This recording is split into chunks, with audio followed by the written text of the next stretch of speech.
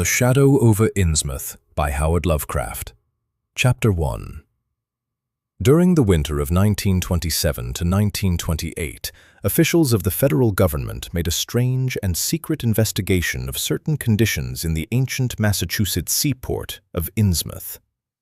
The public first learned of it in February, when a vast series of raids and arrests occurred, followed by the deliberate burning and dynamiting, under suitable precautions, of an enormous number of crumbling, worm-eaten, and supposedly empty houses along the abandoned waterfront. Uninquiring souls let this occurrence pass as one of the major clashes in a spasmodic war on liquor.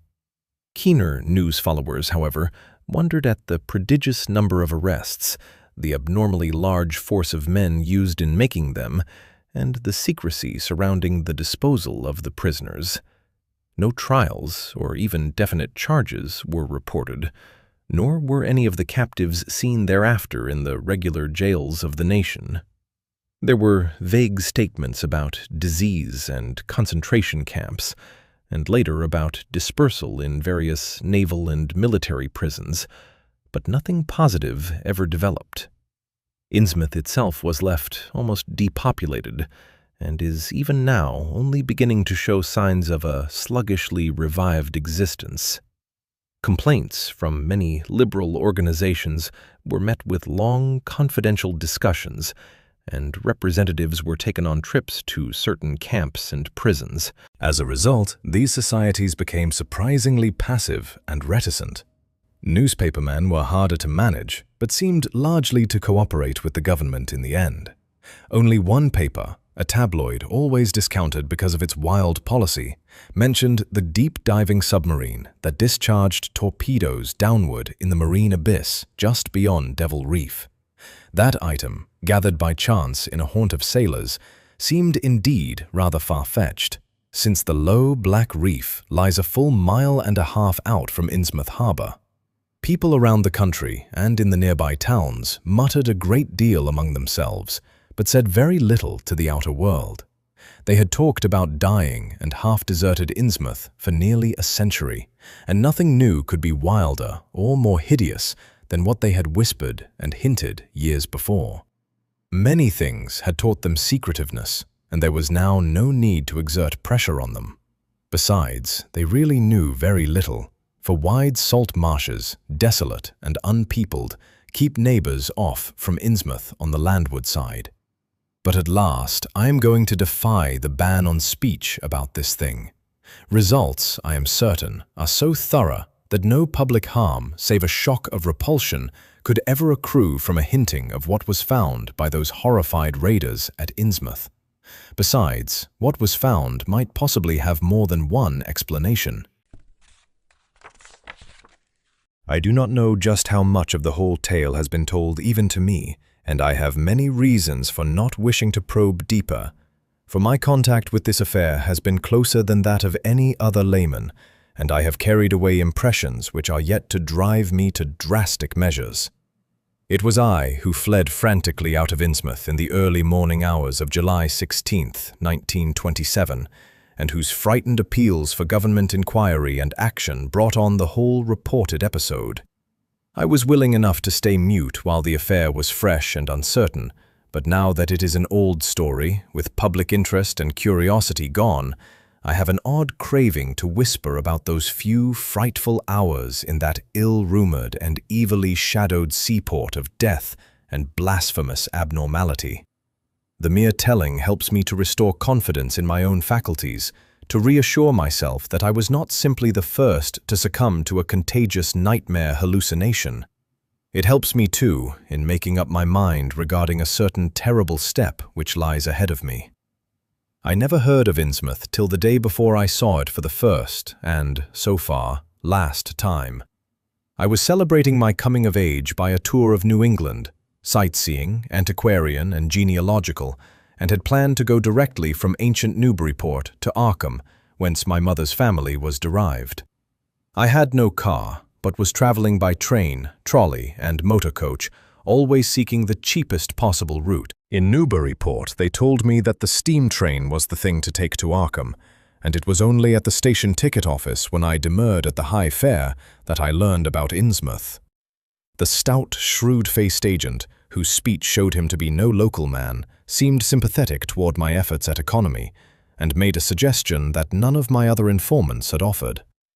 "You could take that old bus, I suppose," he said with a certain hesitation. "But it ain't thought much of hereabouts. It goes through Innsmouth. You may have heard about that. And so the people don't like it. Run by an Innsmouth fellow, Joe Sargent, but never gets any custom from here, or Arkham either, I guess. Wonder it keeps running at all. I suppose it's cheap enough, but I never see more than 2 or 3 people in it. Nobody but those Innsmouth folks. Leaves the square, front of Hammond's drugstore, at 10 a.m. and 7 p.m., unless they've changed lately. Looks like a terrible rattletrap. I've never been on it." That was the first I ever heard of Shadowed Innsmouth. Any reference to a town not shown on common maps or listed in recent guidebooks would have interested me, and the agent's odd manner of allusion roused something like real curiosity. A town able to inspire such dislike in its neighbors, I thought, must be at least rather unusual and worthy of a tourist's attention. If it came before Arkham, I would stop off there, and so I asked the agent to tell me something about it. He was very deliberate and spoke with an air of feeling slightly superior to what he said. "Innsmouth? Well, it's a queer kind of a town down at the mouth of the Monuxet. Used to be almost a city, quite a port before the War of 1812, but all gone to pieces in the last 100 years or so. No railroad now. B&M never went through, and the branch line from Rowley was given up years ago. More empty houses than there are people, I guess, and no business to speak of except fishing and lobstering. Everybody trades mostly here or in Arkham or Ipswich. Once they had quite a few mills, but nothing's left now except one gold refinery running on the leanest kind of part-time. That refinery, though, used to be a big thing, and Old Man Marsh, who owns it, must be richer in Croesus. Queer old duck, though, and sticks mighty close in his home. He's supposed to have developed some skin disease or deformity late in life that makes him keep out of sight. Grandson of Captain Obed Marsh, who founded the business. His mother seems to have been some kind of foreigner, they say a South Sea Islander, so everybody raised Cain when he married an Ipswich girl 50 years ago. They always do that about Innsmouth people, and folks here and hereabouts always try to cover up any Innsmouth blood they have in 'em. But Marsh's children and grandchildren look just like anyone else, so far as I can see. I've had 'em pointed out to me here, though, come to think of it, the elder children don't seem to be around lately. Never saw the old man. And why is everybody so down on Innsmouth? Well, young fellow, you mustn't take too much stock in what people around here say. They're hard to get started, but once they do get started, they never let up. They've been telling things about Innsmouth, whispering 'em mostly, for the last 100 years, I guess, and I gather they're more scared than anything else. Some of the stories would make you laugh, about old Captain Marsh driving bargains with the devil and bringing imps out of hell to live in Innsmouth, or about some kind of devil worship and awful sacrifices in some place near the wharves that people stumbled on around 1845 or thereabouts. But I come from Panton, Vermont, and that kind of story don't go down with me. You ought to hear, though, what some of the old-timers tell about the Black Reef off the coast. Devil Reef, they call it. It's well above water a good part of the time, and never much below it, but at that you could hardly call it an island. The story is that there's a whole legion of devils seen sometimes on that reef, sprawled about or darting in and out of some kind of caves near the top. It's a rugged, uneven thing, a good bit over a mile out, and toward the end of shipping days, sailors used to make big detours just to avoid it. That is, sailors that didn't hail from Innsmouth. One of the things they had against old Captain Marsh was that he was supposed to land on it sometimes at night, when the tide was right. Maybe he did, for I dare say the rock formation was interesting, and it's just barely possible he was looking for pirate loot and maybe finding it. But there was talk of his dealing with demons there. Fact is, I guess on the whole, it was really the captain that gave the bad reputation to the reef. That was before the big epidemic of 1846, when over half the folks in Innsmouth was carried off. They never did quite figure out what the trouble was, but it was probably some foreign kind of disease brought from China or somewhere by the shipping. It surely was bad enough. There was riots over it, and all sorts of ghastly doings that I don't believe ever got outside of town, and it left the place in awful shape. Never came back. There can't be more than 300 or 400 people living there now. But the real thing behind the way folks feel is simply race prejudice. And I don't say I'm blaming those that hold it. I hate those Innsmouth folks myself, and I wouldn't care to go to their town. I suppose you know, though I can see you're a Westerner by your talk, what a lot our New England ships used to have to do with queer ports in Africa, Asia, the South Seas, and everywhere else, and what queer kinds of people they sometimes brought back with them. You've probably heard about the Salem man that came home with a Chinese wife, and maybe you know there's still a bunch of Fiji Islanders somewhere around Cape Cod. Well, there must be something like that back of the Innsmouth people. The place always was badly cut off from the rest of the country by marshes and creeks, and we can't be sure about the ins and outs of the matter. But it's pretty clear that old Captain Marsh must have brought home some odd specimens when he had all 3 of his ships in commission back in the 20s and 30s.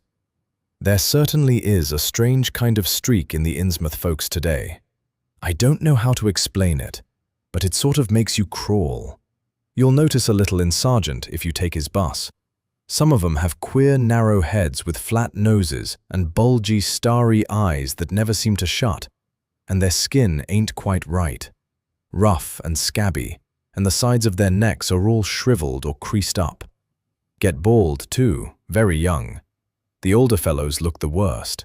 Fact is, I don't believe I've ever seen a very old chap of that kind. Guess they must die of looking in the glass. Animals hate 'em. They used to have lots of horse trouble before autos came in. Nobody around here, or in Arkham or Ipswich, will have anything to do with them. And they act kind of offish themselves when they come to town, or when anyone tries to fish on their grounds. Queer how fish are always thick off Innsmouth Harbour when there ain't any anywhere else around, but just try to fish there yourself and see how the folks chase you off. Those people used to come here on the railroad, walking and taking the train at Rowley after the branch was dropped, but now they use that bus. Yes, there's a hotel in Innsmouth called the Gilman House, but I don't believe it can amount to much.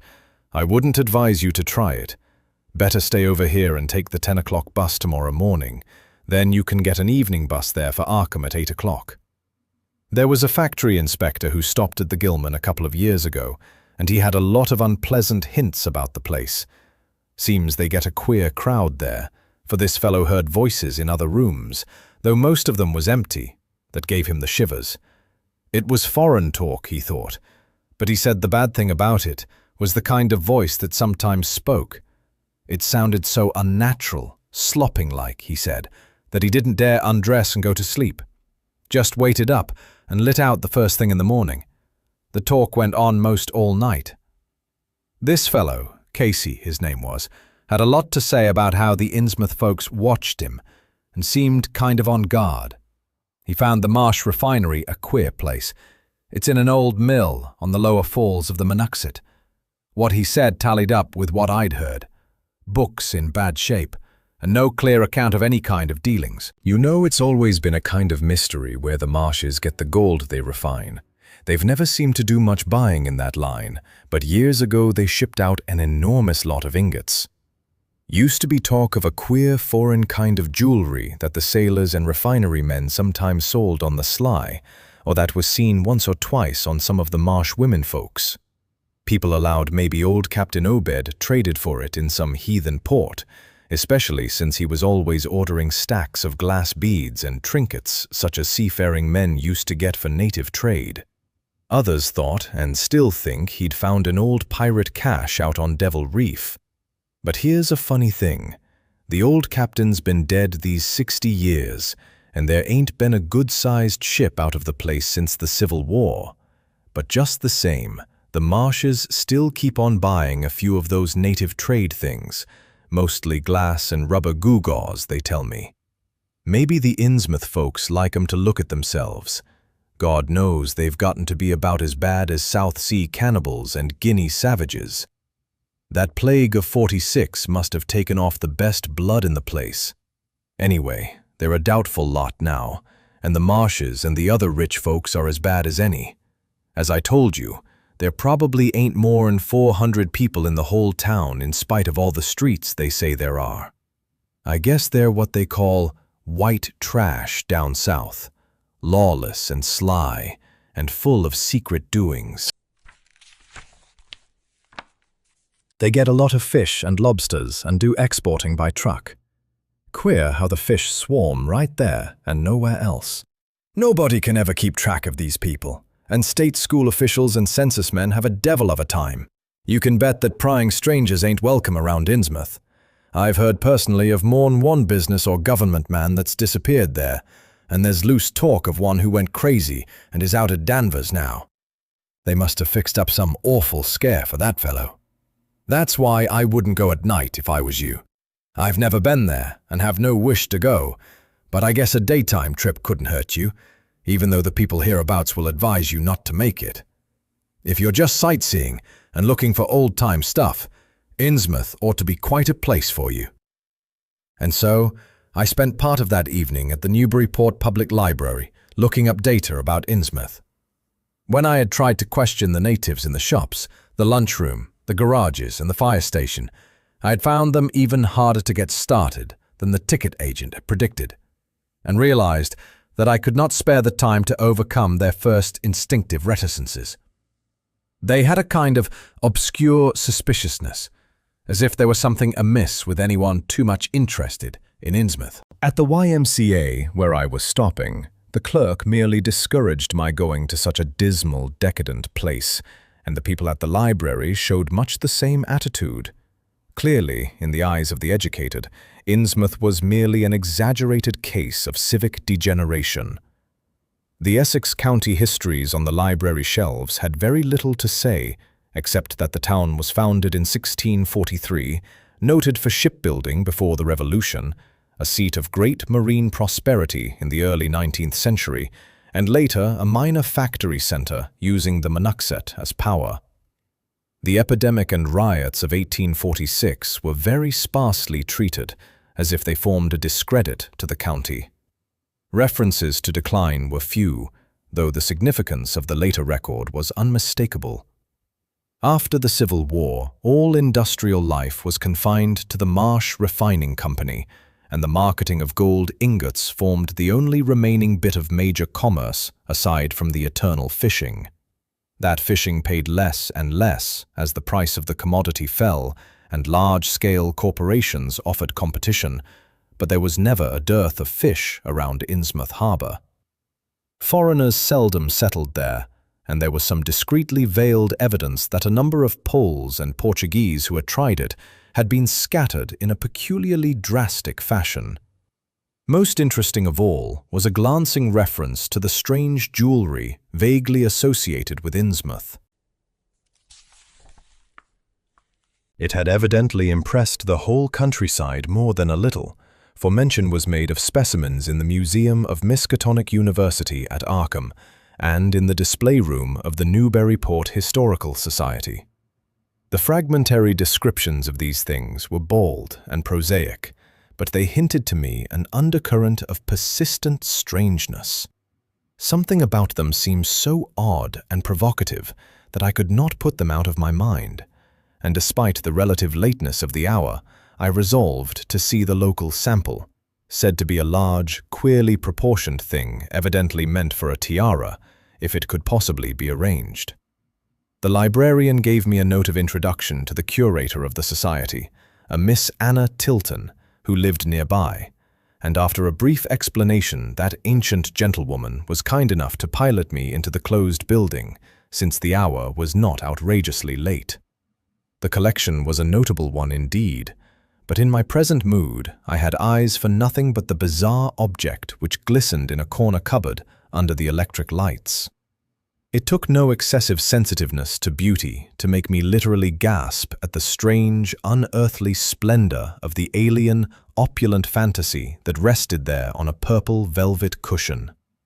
Even now, I can hardly describe what I saw, though it was clearly enough a sort of tiara, as the description had said. It was tall in front and with a very large and curiously irregular periphery, as if designed for a head of almost freakishly elliptical outline. The material seemed to be predominantly gold, though a weird lighter lustrousness hinted at some strange alloy with an equally beautiful and scarcely identifiable metal. Its condition was almost perfect, and one could have spent hours in studying the striking and puzzlingly untraditional designs, some simply geometrical and some plainly marine, chased or molded in high relief on its surface with a craftsmanship of incredible skill and grace. The longer I looked, the more the thing fascinated me, and in this fascination there was a curiously disturbing element hardly to be classified or accounted for. At first I decided that it was the queer, otherworldly quality of the art which made me uneasy. All other art objects I had ever seen either belonged to some known racial or national stream, or else were consciously modernistic defiances of every recognized stream. This tiara was neither. It clearly belonged to some settled technique of infinite maturity and perfection, yet that technique was utterly remote from any, Eastern or Western, ancient or modern, which I had ever heard of or seen exemplified. It was as if the workmanship were that of another planet. However, I soon saw that my uneasiness had a second and perhaps equally potent source, residing in the pictorial and mathematical suggestions of the strange designs. The patterns all hinted of remote secrets and unimaginable abysses in time and space, and the monotonously aquatic nature of the reliefs became almost sinister. Among these reliefs were fabulous monsters of abhorrent grotesqueness and malignity, half ichthyaic and half batrachian in suggestion, which one could not dissociate from a certain haunting and uncomfortable sense of pseudo-memory, as if they called up some image from deep cells and tissues whose retentive functions are wholly primal and awesomely ancestral. At times, I fancied that every contour of these blasphemous fish frogs was overflowing with the ultimate quintessence of unknown and inhuman evil. In odd contrast to the tiara's aspect was its brief and prosy history as related by Miss Tilton. It had been pawned for a ridiculous sum at a shop in State Street in 1873 by a drunken Innsmouth man shortly afterward killed in a brawl. The society had acquired it directly from the pawnbroker, at once giving it a display worthy of its quality. It was labelled as of probable East Indian or Indo-Chinese provenance, though the attribution was frankly tentative. Miss Tilton, comparing all possible hypotheses regarding its origin and its presence in New England, was inclined to believe that it formed part of some exotic pirate horde discovered by old Captain Obed Marsh. This view was surely not weakened by the insistent offers of purchase at a high price which the Marshes began to make as soon as they knew of its presence, and which they repeated to this day despite the society's unvarying determination not to sell. As the good lady showed me out of the building, she made it clear that the pirate theory of the Marsh fortune was a popular one among the intelligent people of the region. Her own attitude toward Shadow Over Innsmouth, which she had never seen, was one of disgust at a community slipping far down the cultural scale, and she assured me that the rumors of devil worship were partly justified by a peculiar secret cult which had gained force there and engulfed all the Orthodox churches. It was called, she said, the Esoteric Order of Dagon, and was undoubtedly a debased, quasi-pagan thing imported from the East a century before, at a time when the Innsmouth fisheries seemed to be going barren. Its persistence among a simple people was quite natural in view of the sudden and permanent return of abundantly fine fishing, and it soon came to be the greatest influence on the town, replacing Freemasonry altogether and taking up headquarters in the old Masonic Hall on New Church Green. All this, to the pious Miss Tilton, formed an excellent reason for shunning the ancient town of decay and desolation. But to me, it was merely a fresh incentive. To my architectural and historical anticipations was now added an acute anthropological zeal, and I could scarcely sleep in my small room at the Y as the night wore away.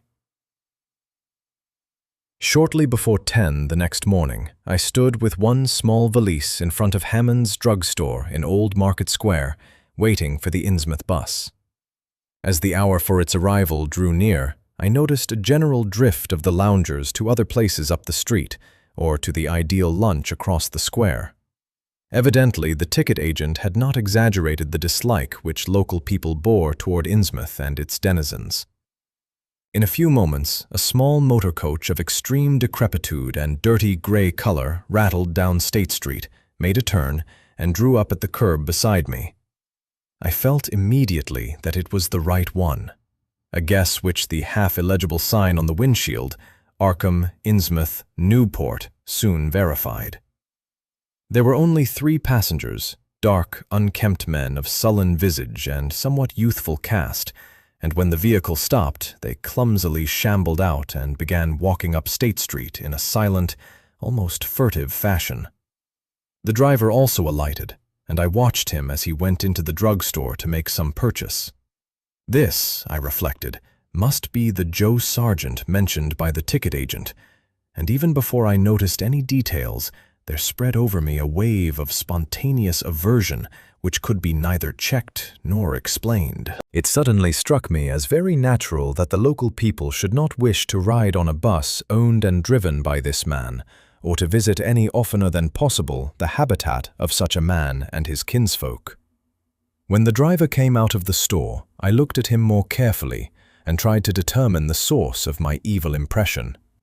He was a thin, stoop-shouldered man, not much under 6 feet tall, dressed in shabby blue civilian clothes and wearing a frayed gray golf cap.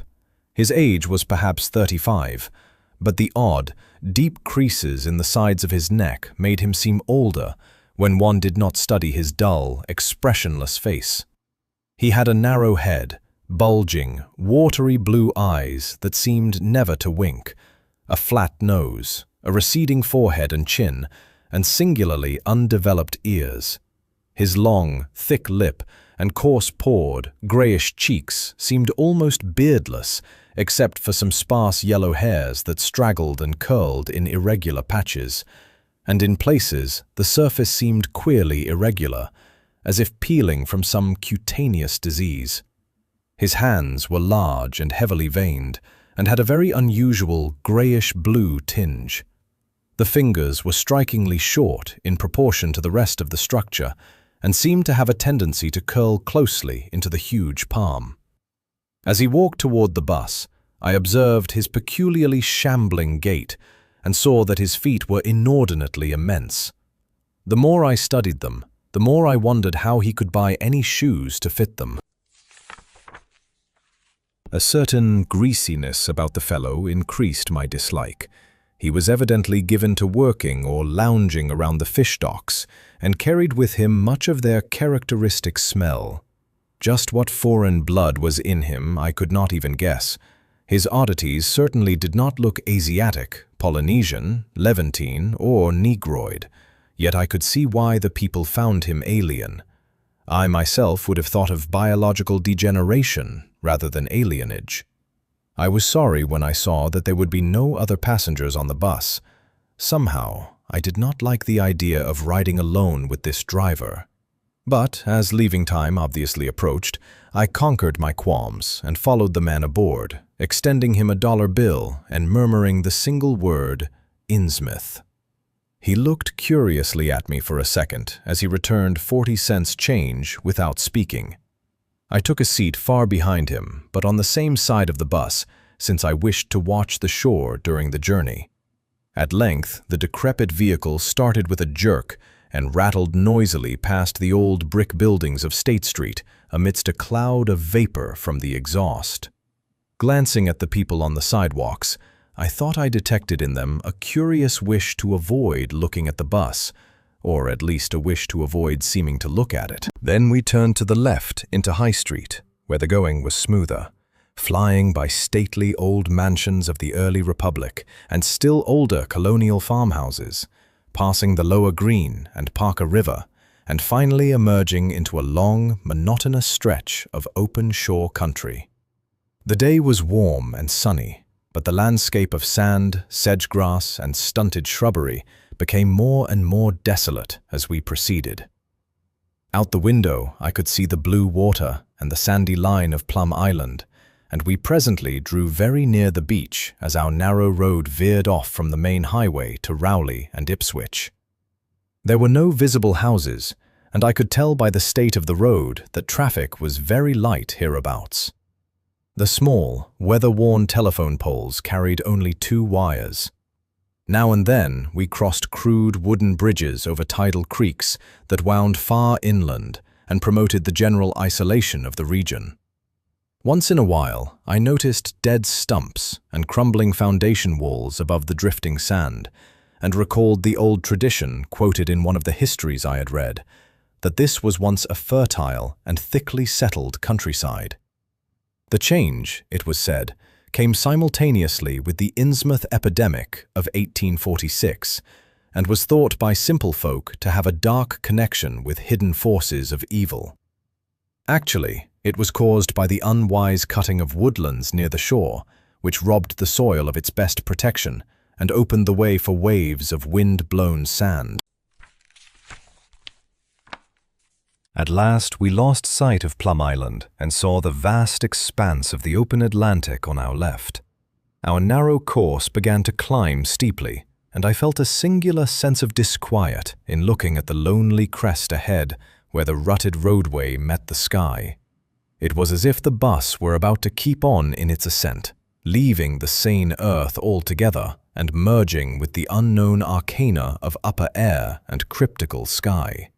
The smell of the sea took on ominous implications, and the silent driver's bent, rigid back and narrow head became more and more hateful.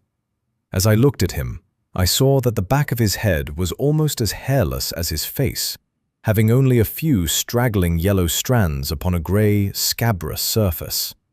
Then we reached the crest and beheld the outspread valley beyond, where the Monuxet joins the sea just north of the long line of cliffs that culminate in Kingsport Head and veer off toward Cape Ann. On the far, misty horizon, I could just make out the dizzy profile of the head, topped by the queer ancient house of which so many legends are told. But for the moment, all my attention was captured by the nearer panorama just below me. I had, I realized, come face to face with rumor-shadowed Innsmouth. It was a town of wide extent and dense construction, yet one with a portentous dearth of visible life.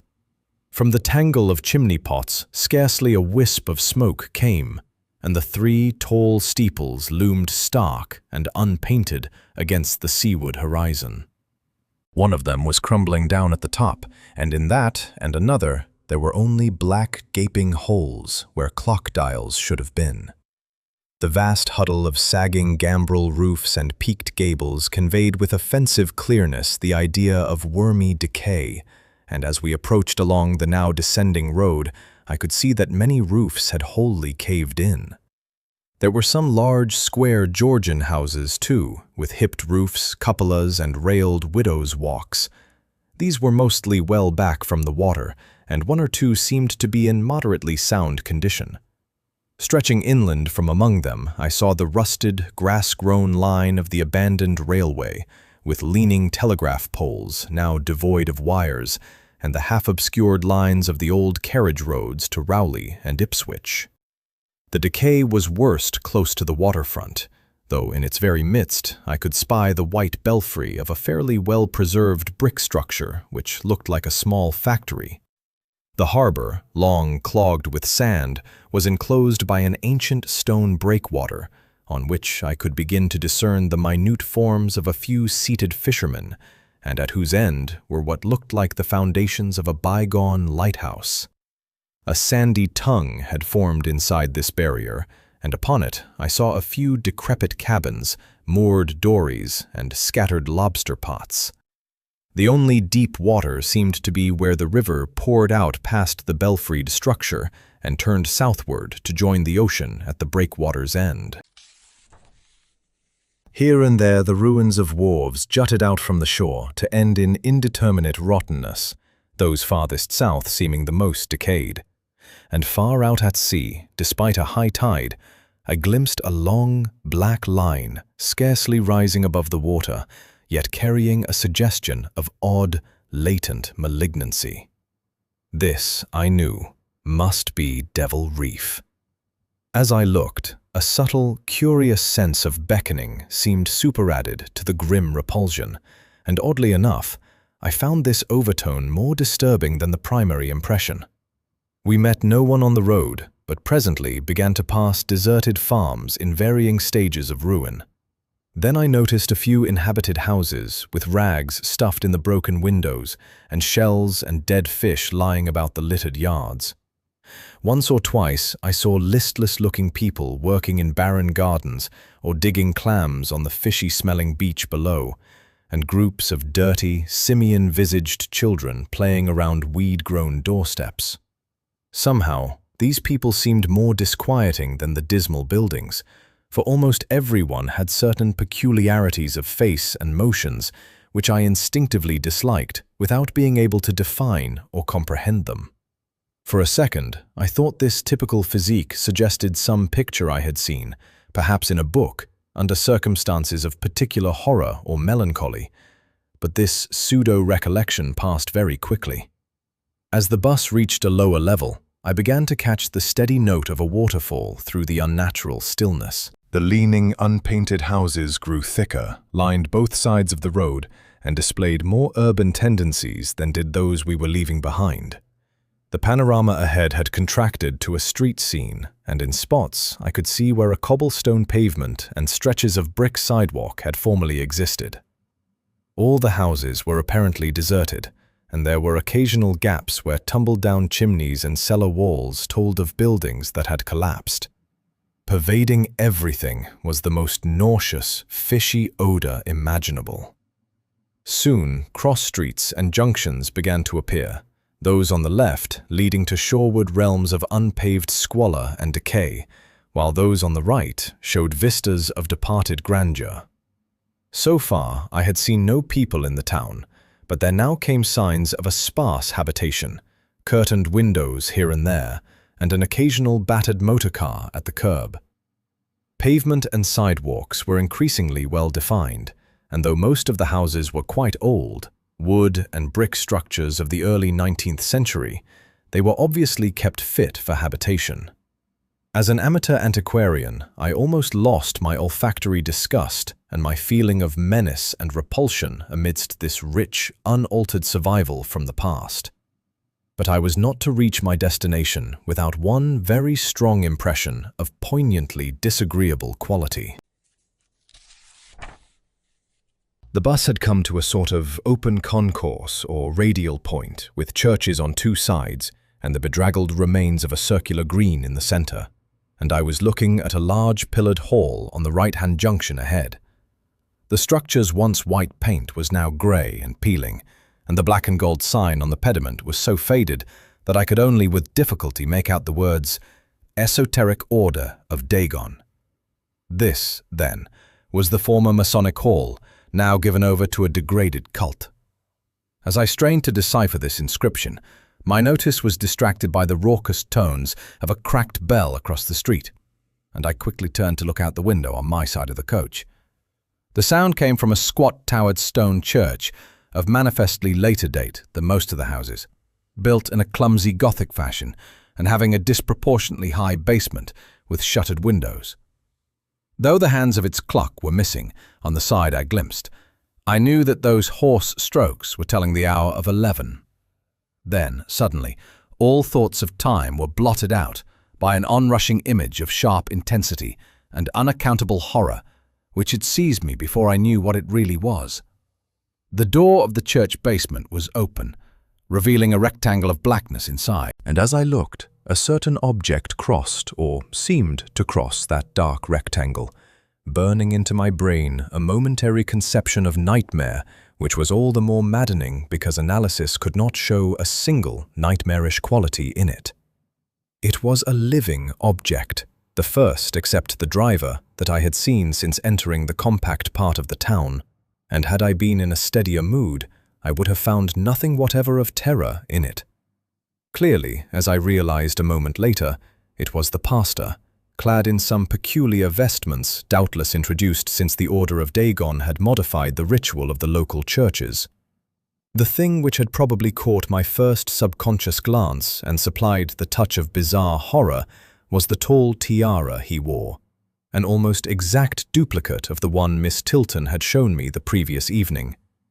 This, acting on my imagination, had supplied namelessly sinister qualities to the indeterminate face and robed, shambling form beneath it.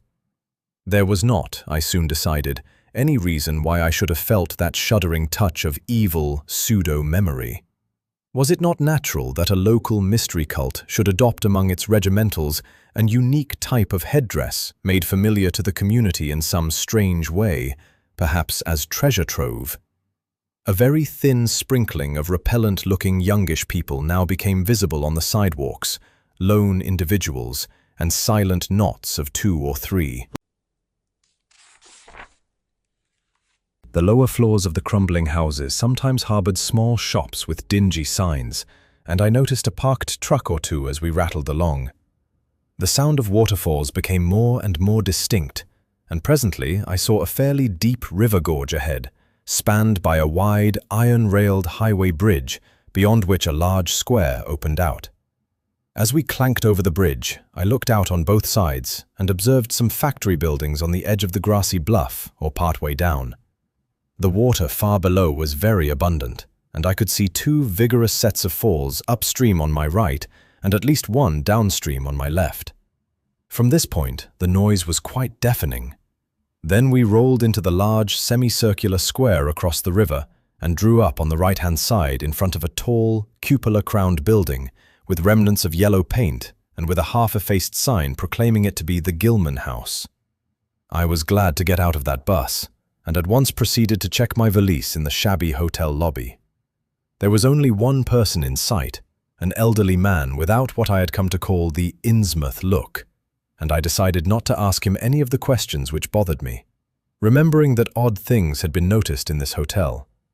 Instead, I strolled out on the square, from which the bus had already gone, and studied the scene minutely and appraisingly. One side of the cobblestoned open space was the straight line of the river.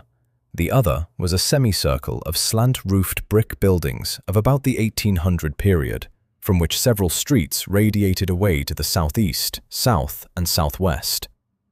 Lamps were depressingly few and small, all low-powered incandescents, and I was glad that my plans called for departure before dark, even though I knew the moon would be bright. The buildings were all in fair condition and included perhaps a dozen shops in current operation, of which one was a grocery of the First National chain, others a dismal restaurant, a drugstore, and a wholesale fish dealer's office, and still another, at the eastern extremity of the square near the river, an office of the town's only industry, the Marsh Refining Company. There were perhaps 10 people visible, and 4 or 5 automobiles and motor trucks stood scattered about. I did not need to be told that this was the civic center of Innsmouth. Eastward, I could catch blue glimpses of the harbor, against which rose the decaying remains of 3 once beautiful Georgian steeples. And toward the shore, on the opposite bank of the river, I saw the white belfry surmounting what I took to be the Marsh Refinery. For some reason or other, I chose to make my first inquiries at the chain grocery, whose personnel was not likely to be native to Innsmouth. I found a solitary boy of about 17 in charge, and was pleased to note the brightness and affability which promised cheerful information. He seemed exceptionally eager to talk, and I soon gathered that he did not like the place, its fishy smell, or its furtive people. A word with any outsider was a relief to him. He hailed from Arkham, boarded with a family who came from Ipswich, and went back home whenever he got a moment off. His family did not like him to work in Innsmouth, but the chain had transferred him there, and he did not wish to give up his job. There was, he said, no public library or chamber of commerce in Innsmouth, but I could probably find my way about. The street I had come down was Federal. West of that were the fine old residence streets, Broad, Washington, Lafayette, and Adams, and east of it were the shoreward slums. It was in these slums, along Main Street, that I would find the old Georgian churches, but they were all long abandoned. It would be well not to make oneself too conspicuous in such neighborhoods, especially north of the river, since the people were sullen and hostile. Some strangers had even disappeared. Certain spots were almost forbidden territory, as he had learned at considerable cost. One must not, for example, linger much around the Marsh refinery, or around any of the still-used churches, or around the pillared Order of Dagon Hall at New Church Green. Those churches were very odd, all violently disavowed by their respective denominations elsewhere, and apparently using the queerest kind of ceremonials and clerical vestments. Their creeds were heterodox and mysterious, involving hints of certain marvelous transformations leading to bodily immortality of a sort on this earth. The youth's own pastor, Dr. Wallace of Asbury M.E. Church in Arkham, had gravely urged him not to join any church in Innsmouth. As for the Innsmouth people, the youth hardly knew what to make of them. They were as furtive and seldom seen as animals that live in burrows, and one could hardly imagine how they passed the time apart from their desultory fishing. Perhaps, judging from the quantities of bootleg liquor they consumed, they lay for most of the daylight hours in an alcoholic stupor. They seemed sullenly banded together in some sort of fellowship and understanding, despising the world as if they had access to other and preferable spheres of entity. Their appearance, especially those staring, unwinking eyes which one never saw shut, was certainly shocking enough, and their voices were disgusting. It was awful to hear them chanting in their churches at night, and especially during their main festivals or revivals, which fell twice a year on April 30th and October 31st. They were very fond of the water and swam a great deal in both river and harbor. Swimming races out to Devil Reef were very common, and everyone in sight seemed well able to share in this arduous sport. When one came to think of it, it was generally only rather young people who were seen about in public, and of these, the oldest were apt to be the most tainted-looking. When exceptions did occur, they were mostly persons with no trace of aberrancy, like the old clerk at the hotel. One wondered what became of the bulk of the older folk, and whether the Innsmouth look were not a strange and insidious disease phenomenon which increased its hold as years advanced. Only a very rare affliction, of course, could bring about such vast and radical anatomical changes in a single individual after maturity, changes involving osseous factors as basic as the shape of the skull. But then, even this aspect was no more baffling and unheard of than the visible features of the malady as a whole. It would be hard, the youth implied, to form any real conclusions regarding such a matter, since one never came to know the natives personally, no matter how long one might live in Innsmouth. The youth was certain that many specimens, even worse than the worst visible ones, were kept locked indoors in some places. People sometimes heard the queerest kind of sounds. The tottering waterfront hovels north of the river were reputedly connected by hidden tunnels, being thus a veritable warren of unseen abnormalities. What kind of foreign blood, if any, these beings had, it was impossible to tell. They sometimes kept certain especially repulsive characters out of sight when government agents and others from the outside world came to town. It would be of no use, my informant said, to ask the natives anything about the place. The only one who would talk was a very aged but normal-looking man who lived at the poorhouse on the north rim of the town and spent his time walking about or lounging around the fire station. This hoary character, Zadok Allen, was 96 years old and somewhat touched in the head, besides being the town drunkard. He was a strange, furtive creature who constantly looked over his shoulder as if afraid of something, and when sober could not be persuaded to talk at all with strangers. He was, however, unable to resist any offer of his favorite poison, and once drunk would furnish the most astonishing fragments of whispered reminiscence. After all, though, little useful data could be gained from him, since his stories were all insane, incomplete hints of impossible marvels and horrors which could have no source save in his own disordered fancy. Nobody ever believed him, but the natives did not like him to drink and talk with strangers, and it was not always safe to be seen questioning him. It was probably from him that some of the wildest popular whispers and delusions were derived. Several non-native residents had reported monstrous glimpses from time to time, but between old Zadok's tales and the malformed denizens, it was no wonder such illusions were current. None of the non-natives ever stayed out late at night, there being a widespread impression that it was not wise to do so. Besides, the streets were loathsomely dark. As for business, the abundance of fish was certainly almost uncanny, but the natives were taking less and less advantage of it. Moreover, prices were falling and competition was growing. Of course, the town's real business was the refinery, whose commercial office was on the square only a few doors east of where we stood. Old Man Marsh was never seen, but sometimes went to the works in a closed, curtained car. There were all sorts of rumors about how Marsh had come to look. He had once been a great dandy, and people said he still wore the frock-coated finery of the Edwardian age, curiously adapted to certain deformities. His sons had formerly conducted the office in the square, but latterly they had been keeping out of sight a good deal and leaving the brunt of affairs to the younger generation. The sons and their sisters had come to look very queer, especially the elder ones, and it was said that their health was failing. One of the Marsh daughters was a repellent, reptilian-looking woman who wore an excess of weird jewelry, clearly of the same exotic tradition as that to which the strange tiara belonged. My informant had noticed it many times and had heard it spoken of as coming from some secret horde, either of pirates or of demons. The clergymen, or priests, or whatever they were called nowadays, also wore this kind of ornament as a headdress, but one seldom caught glimpses of them. Other specimens the youth had not seen, though many were rumored to exist around Innsmouth.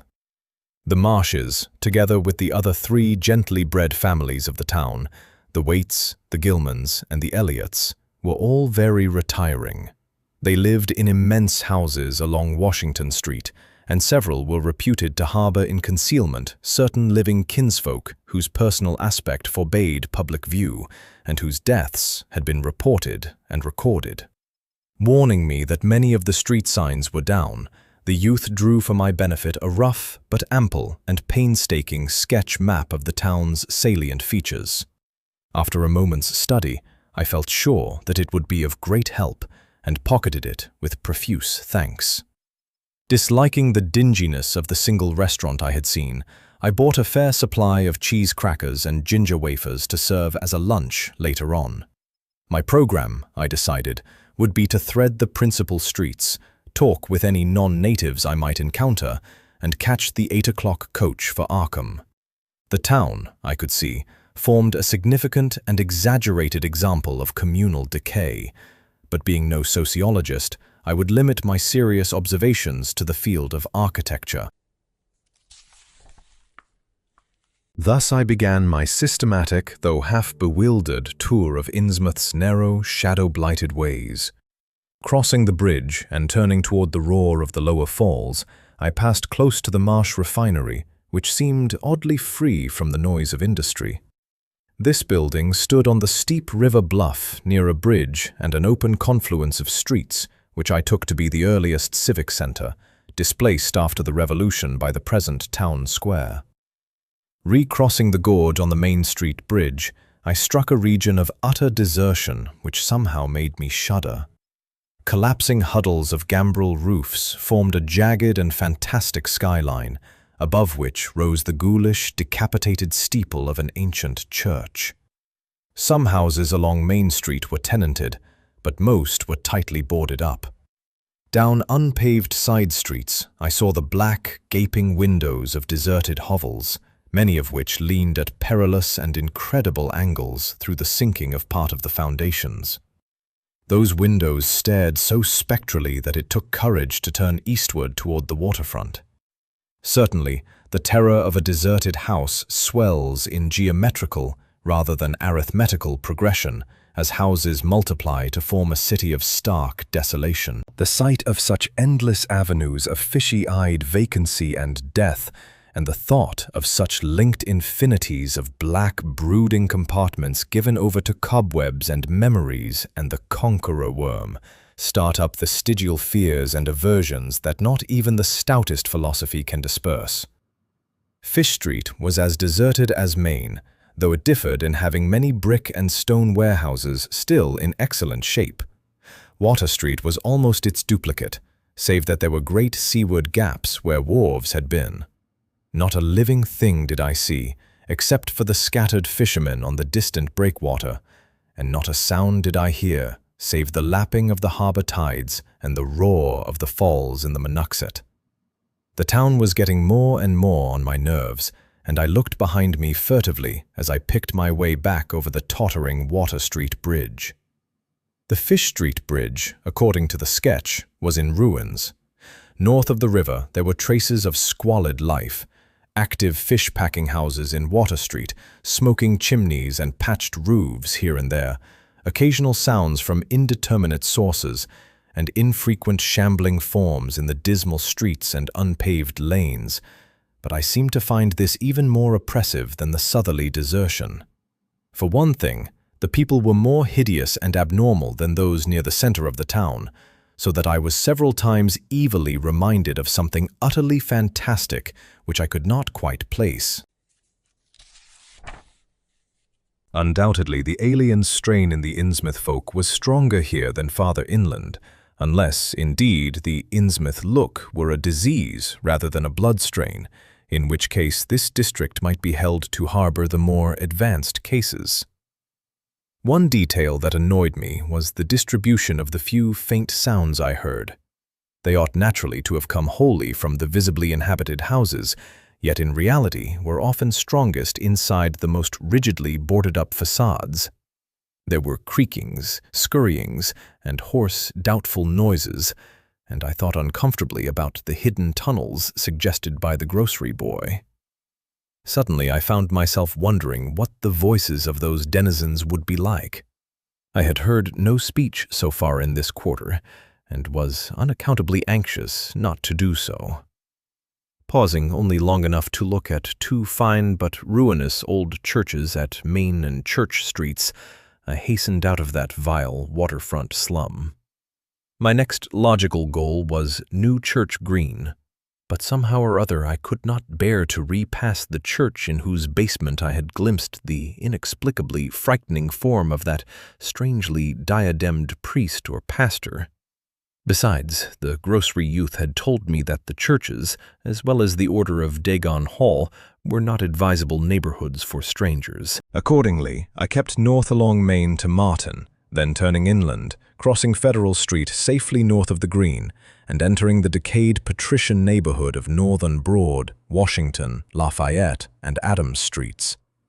Though these stately old avenues were ill-surfaced and unkempt, their elm-shaded dignity had not entirely departed. Mansion after mansion claimed my gaze, most of them decrepit and boarded up amidst neglected grounds, but one or two in each street showing signs of occupancy. In Washington Street, there was a row of 4 or 5 in excellent repair, and with finely tended lawns and gardens. The most sumptuous of these, with wide terraced parterres extending back the whole way to Lafayette Street, I took to be the home of Old Man Marsh, the afflicted refinery owner. In all these streets, no living thing was visible, and I wondered at the complete absence of cats and dogs from Innsmouth. Another thing which puzzled and disturbed me, even in some of the best preserved mansions, was the tightly shuttered condition of many third-story and attic windows. Furtiveness and secretiveness seemed universal in this hushed city of alienage and death, and I could not escape the sensation of being watched from ambush on every hand by sly, staring eyes that never shut. I shivered as the cracked stroke of 3 sounded from a belfry on my left. Too well did I recall the squat church from which those notes came. Following Washington Street toward the river, I now faced a new zone of former industry and commerce, noting the ruins of a factory ahead and seeing others with the traces of an old railway station and covered railway bridge beyond, up the gorge on my right. The uncertain bridge now before me was posted with a warning sign, but I took the risk and crossed again to the south bank where traces of life reappeared. Furtive, shambling creatures stared cryptically in my direction, and more normal faces eyed me coldly and curiously.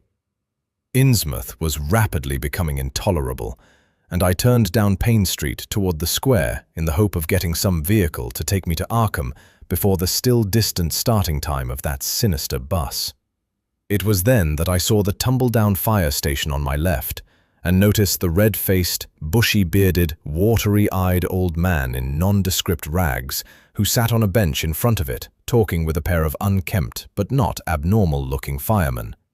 This, of course, must be Zadok Allen, the half-crazed, licorice nonagenarian whose tales of old Innsmouth and its shadow were so hideous and incredible. Chapter 3. It must have been some imp of the perverse, or some sardonic pull from dark, hidden sources, which made me change my plans as I did. I had long before resolved to limit my observations to architecture alone, and I was even then hurrying toward the square in an effort to get quick transportation out of this festering city of death and decay. But the sight of old Zadok Allen set up new currents in my mind and made me slacken my pace uncertainly. I had been assured that the old man could do nothing but hint at wild, disjointed, and incredible legends, and I had been warned that the natives made it unsafe to be seen talking to him. Yet the thought of this aged witness to the town's decay, with memories going back to the early days of ships and factories, was a lure that no amount of reason could make me resist. After all, the strangest and maddest of myths are often merely symbols or allegories based upon truth, and old Zadok must have seen everything which went on around Innsmouth for the last 90 years. Curiosity flared up beyond sense and caution, and in my youthful egotism, I fancied I might be able to sift a nucleus of real history from the confused, extravagant outpouring I would probably extract with the aid of raw whiskey. I knew that I could not accost him then and there, for the firemen would surely notice and object. Instead, I reflected, I would prepare by getting some bootleg liquor at a place where the grocery boy had told me it was plentiful. Then I would loaf near the fire station in apparent casualness and fall in with old Zadok after he had started on one of his frequent rambles. The youth said that he was very restless, seldom sitting around the station for more than an hour or two at a time. A quart bottle of whiskey was easily, though not cheaply, obtained in the rear of a dingy variety store just off the square in Elliott Street. The dirty-looking fellow who waited on me had a touch of the staring Innsmouth look, but was quite civil in his way, being perhaps used to the custom of such convivial strangers, truckmen, gold buyers, and the like, as were occasionally in town. Re-entering the square, I saw that luck was with me, for, shuffling out of Payne Street, around the corner of the Gilman house, I glimpsed nothing less than the tall, lean, tattered form of old Zadok Allen himself. In accordance with my plan, I attracted his attention by brandishing my newly purchased bottle, and soon realized that he had begun to shuffle wistfully after me as I turned into Waite Street on my way to the most deserted region I could think of. I was steering my course by the map the grocery boy had prepared, and was aiming for the wholly abandoned stretch of southern waterfront which I had previously visited. The only people in sight there had been the fishermen on the distant breakwater, and by going a few squares south, I could get beyond the range of these, finding a pair of seats on some abandoned wharf and being free to question old Zadok unobserved for an indefinite time. Before I reached Main Street, I could hear a faint and wheezy, "Hey, mister!" behind me, and I presently allowed the old man to catch up and take copious pulls from the quart bottle. I began putting out feelers as we walked along to Water Street and turned southward amidst the omnipresent desolation and crazily tilted ruins, but found that the aged tongue did not loosen as quickly as I had expected. At length, I saw a grass-grown opening toward the sea between crumbling brick walls, with the weedy length of an earth and masonry wharf projecting beyond. Piles of moss-covered stones near the water promised tolerable seats, and the scene was sheltered from all possible view by a ruined warehouse on the north. Here, I thought, was the ideal place for a long, secret colloquy, so I guided my companion down the lane and picked out spots to sit in among the mossy stones. The air of death and desertion was ghoulish, and the smell of fish almost insufferable, but I was resolved to let nothing deter me. About 4 hours remained for conversation if I were to catch the 8 o'clock coach for Arkham, and I began to dole out more liquor to the ancient tippler, meanwhile eating my own frugal lunch.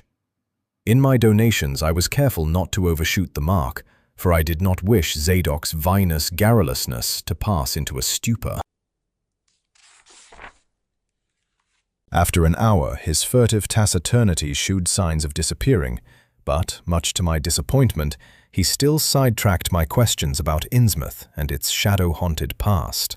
He would babble of current topics, revealing a wide acquaintance with newspapers and a great tendency to philosophize in a sententious village fashion.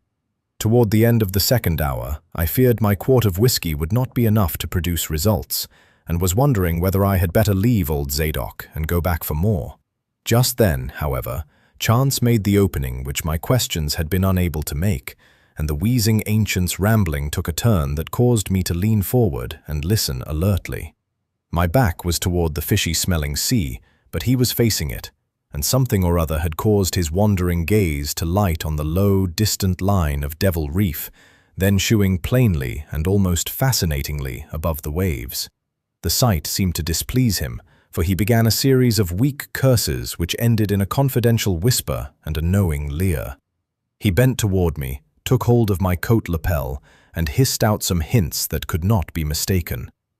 "Thar's where it all begun, that cursed place of all wickedness where the deep water starts. Gate o' hell, sheer drop down to a bottom no soundin' line can tek. Old Cap'n Obed done it, him that found out morn was good for him in the South Sea Islands. Everybody was in a bad way them days, trade falling off, mills losing business, even the new ones, and the best of our menfolks kilt a privateerin' in the War of 1812 or lost with the Elizy brig and the Ranger Snow, both of 'em Gilman Venters. Obed Marsh, he had 3 ships afloat, Brigantine Columby, Brig Hetty, and bark Sumatry Queen. He was the only one as kept on with the East Ingy and Pacific trade, though Esdras Martin's barkentine Malay Pride made a venter as late as 28. Never was nobody like Captain Obed, old limb o' Satan. I can mind him a-tellin' about furrin parts and callin' all the folks stupid for goin' to Christian meetin' and bearin' their burdens meek and lowly. Says they'd orter get better gods like some of the folks in the Ingies, gods as 'ud bring 'em good fishin' in return for their sacrifices and 'ud really answer folks' prayers. Matt Elliott, his first mate, talked a lot too, only he was again folks' doin' any heathen things.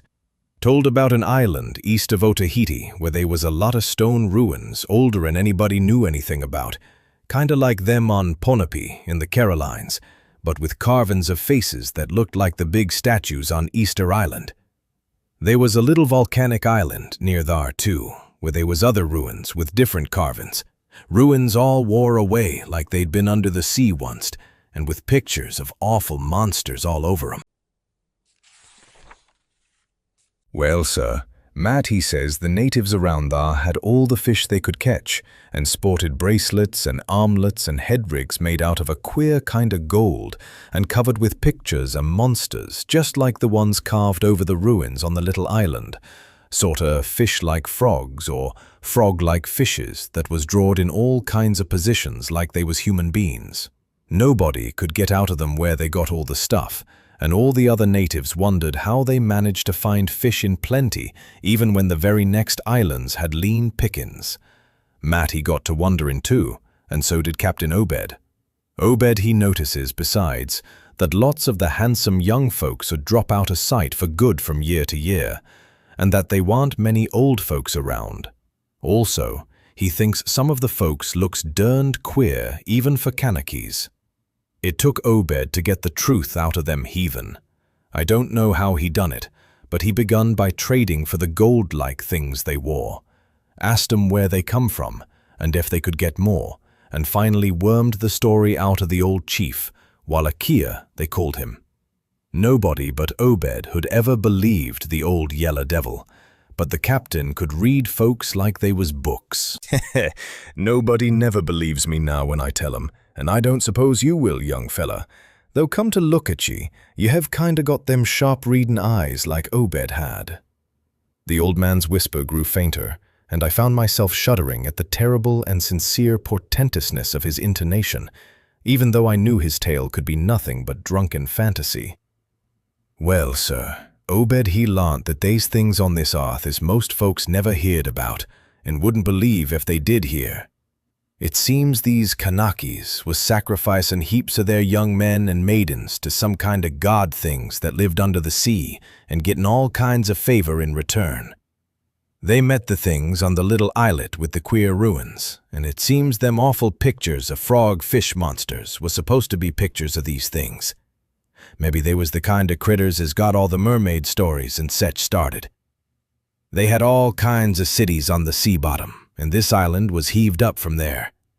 Seems they was some of the things alive in the stone buildings when the island come up sudden to the surface. That's how the Kanakis got wind they was down there. Made sign talk as soon as they got over being skeert and pieced up a bargain afore long. Them things liked human sacrifices. Had 'em ages afore, but lost track of the upper world atter a time. What they done to the victims, it ain't for me to say, and I guess Obed won't none too sharp about asking. But it was all right with the heathens, because they'd been having a hard time and was desperate about everything. They give a certain number of young folks to the sea things twice every year, May Eve and Halloween, regular as could be. Also give some of the carved knickknacks they made. What the things agreed to give in return was plenty of fish. They druv 'em in from all over the sea, and a few gold-like things now and then. Well, as I says, the natives met the things on the little volcanic islet, going there in canoes with the sacrifices, etc., and bringing back any of the gold-like jewels as was coming to 'em. At first, the things didn't never go onto the main island, but after a time they come to want to. Seems they hankered after mixing with the folks and having gint ceremonies on the big days, May Eve and Halloween. You see, they was able to live both in and out of water, what they call amphibians, I guess. The Kanakis told 'em as how folks from the other islands might want to wipe 'em out if they got wind of their being there. But they says they don't care much, because they could wipe out the hull brood of humans if they was willing to bother. That is, any as didn't have certain signs, such as was used once by the lost old ones, whoever they was. But not wanting to bother, they'd lay low when anybody visited the island. When it come to mating with them toad-looking fishes, the Kanakis kind of balked, but finally they larnt something as put a new face on the matter. Seems that human folks has got a kind of relation to such water beasts, that everything alive come out of the water once, and only needs a little change to go back again. Then things told the Kanakis that if they mixed bloods, there'd be children as would look human at first, but later turn more and more like the things, till finally they'd take to the water and join the main lot of things down there. And this is the important part, young feller. Them as turned into fish things and went into the water wouldn't never die. Them things never died, except they was kilt violent. Well, sir, it seems by the time Obed knowed them islanders, they was all full of fish blood from them deep water things. When they got old and begun to shew it, they was kept hid until they felt like taking to the water and quitting the place. Some was more teched than others, and some never did change quite enough to take to the water. But mostly they turned out just the way them things said. Them as was born more like the things changed early, but them as was nearly human sometimes stayed on the island till they was past 70, though they'd usually go down under for trial trips afore that. Folks as had took to the water generally come back a good deal to visit, so's a man 'd often be a-talkin' to his own 5 times great-grandfather who'd left the dry land a couple of 100 years or so afore. Everybody got out of the idea of dying, except in canoe wars with the other islanders, or as sacrifices to the sea gods down below, or from snake bite, or plague, or sharp gallopin' ailments, or something, afore they could take to the water, but simply looked forrad to a kind of change that wa'n't a bit horrible after a while. They thought what they'd got was well worth all they'd had to give up, and I guess Obed kinda come to think the same hisself when he'd chewed over old Wallachie's story a bit. Wallachia, though, was one of the few as hadn't got none of the fish blood, being of a royal line that intermarried with royal lines on other islands. Wallachia, he showed Obed a lot of rites and incantations as had to do with the sea things, and let him see some of the folks in the village as had changed a lot from human shape. Somehow or other, though, he never would let him see one of the regular things from right out of the water. In the end, he give him a funny kind of thingamajig made out of lead or something that he said would bring up the fish things from any place in the water where there might be a nest of 'em. The idea was to drop it down with the right kind of prayers and such. Wallachia allowed as the things was scattered all over the world, so's anybody that looked about could find a nest and bring 'em up if they was wanted. Matt, he didn't like this business at all, and wanted Obed should keep away from the island, but the captain was sharp for gain, and found he could get them gold-like things so cheap it would pay him to make a specialty of 'em. Things went on that way for years, and Obed got enough of that gold-like stuff to make him start the refinery in Waite's old run-down fullin' mill. He didn't sell the pieces like they was, for folks would be all the time asking questions. All the same, his crews would get a piece and dispose of it now and then, even though they was swore to keep quiet. And he let his women folks wear some of the pieces, as was more human-like than most. Well, come about 38, when I was 7 years old, Obed he found the island people all wiped out between voyages. Seems the other islanders had got wind of what was going on and had took matters into their own hands. Suppose they must 'a' had after all, them old magic signs as the sea things says was the only things they was afeard of. No tellin' what any of them Kanakis will chance to get a holt of when the sea bottom throws up some island with ruins older'n the deluge. Pious cusses these was. They didn't leave nothing standing on either the main island or the little volcanic islet except what parts of the ruins was too big to knock down. In some places they was little stones strewed about, like charms, with something on 'em like what you call a swastika nowadays. Probably them was the old ones' signs. Folks all wiped out. No trace of no gold-like things, and none of the nearby Kanakis would breathe a word about the matter. Wouldn't even admit they'd ever been any people on that island. That naturally hit Obed pretty hard, seeing as his normal trade was doing very poor.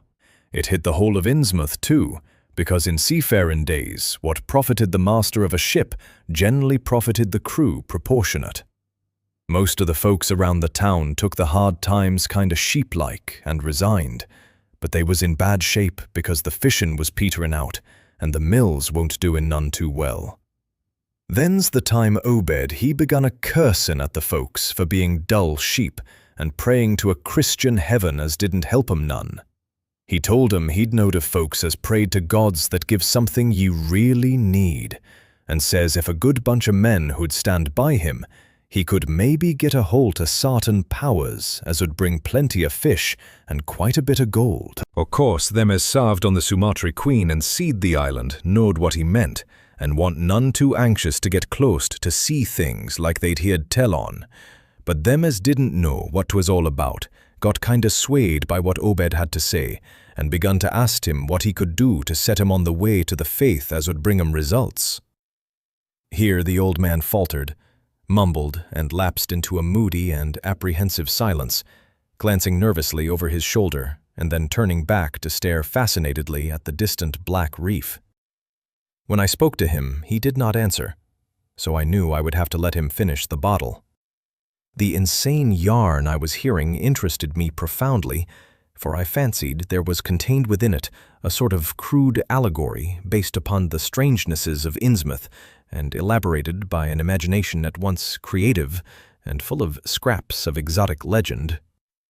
Not for a moment did I believe that the tale had any really substantial foundation, but nonetheless the account held a hint of genuine terror, if only because it brought in references to strange jewels clearly akin to the malign tiara I had seen at Newburyport.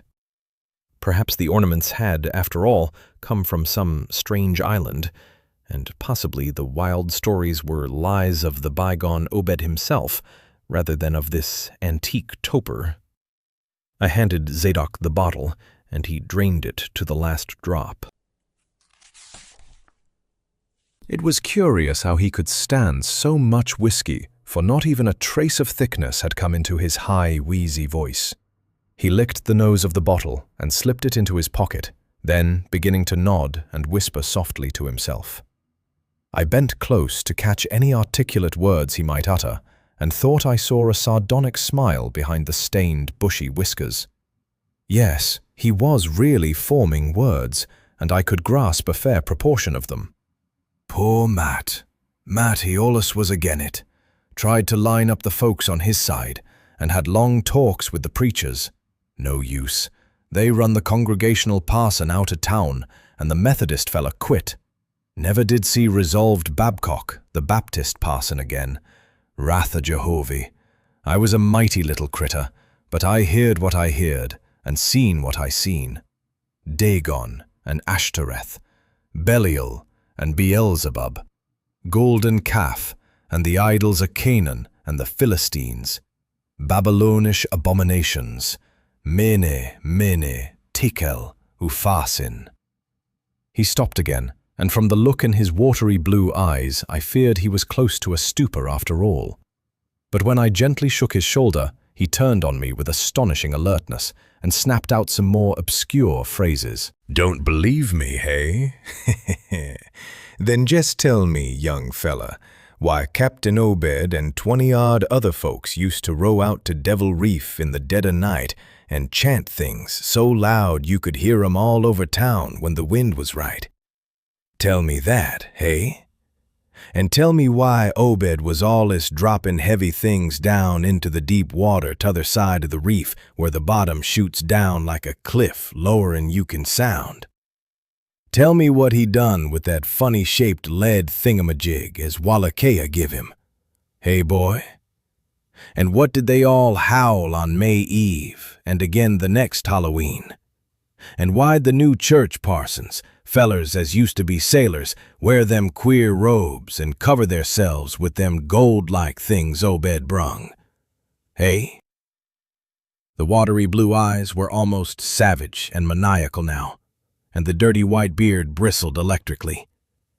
Old Zadok probably saw me shrink back, for he had begun to cackle evilly. Beginning to see, hey? Maybe you'd like to a-been me in them days, when I seed things at night out to sea from the cupola top of my house. Oh, I can tell you, little pitchers have big ears, and I want missin' nothin' o' what was gossiped about Captain Obed and the folks out to the reef. How about the night I took my pa's ship's glass up to the cupola and seed the reef a-bristlin' thick with shapes that dove off quick soon's the moon riz? Obed and the folks was in a dory, but them shapes dove off the far side into the deep water and never come up. How'd you like to be a little shaver alone up in a cupola, a-watchin' shapes as want human shapes? Hey? The old man was getting hysterical, and I began to shiver with a nameless alarm. He laid a gnarled claw on my shoulder, and it seemed to me that its shaking was not altogether that of mirth. Suppose one night ye seed something heavy heaved off an Obed's dory beyond the reef, and then larned next day a young feller was missin' from home. Hey? Did anybody ever see hide or hair a Hiram Gilman again? Did they? And Nick Pierce, and Llewellyn Waite, and Adoniram Southwick, and Henry Garrison? Hey? Shapes talkin' sign language with their hands. Them as had real hands. Well, sir, that was the time Obed begun to get on his feet again.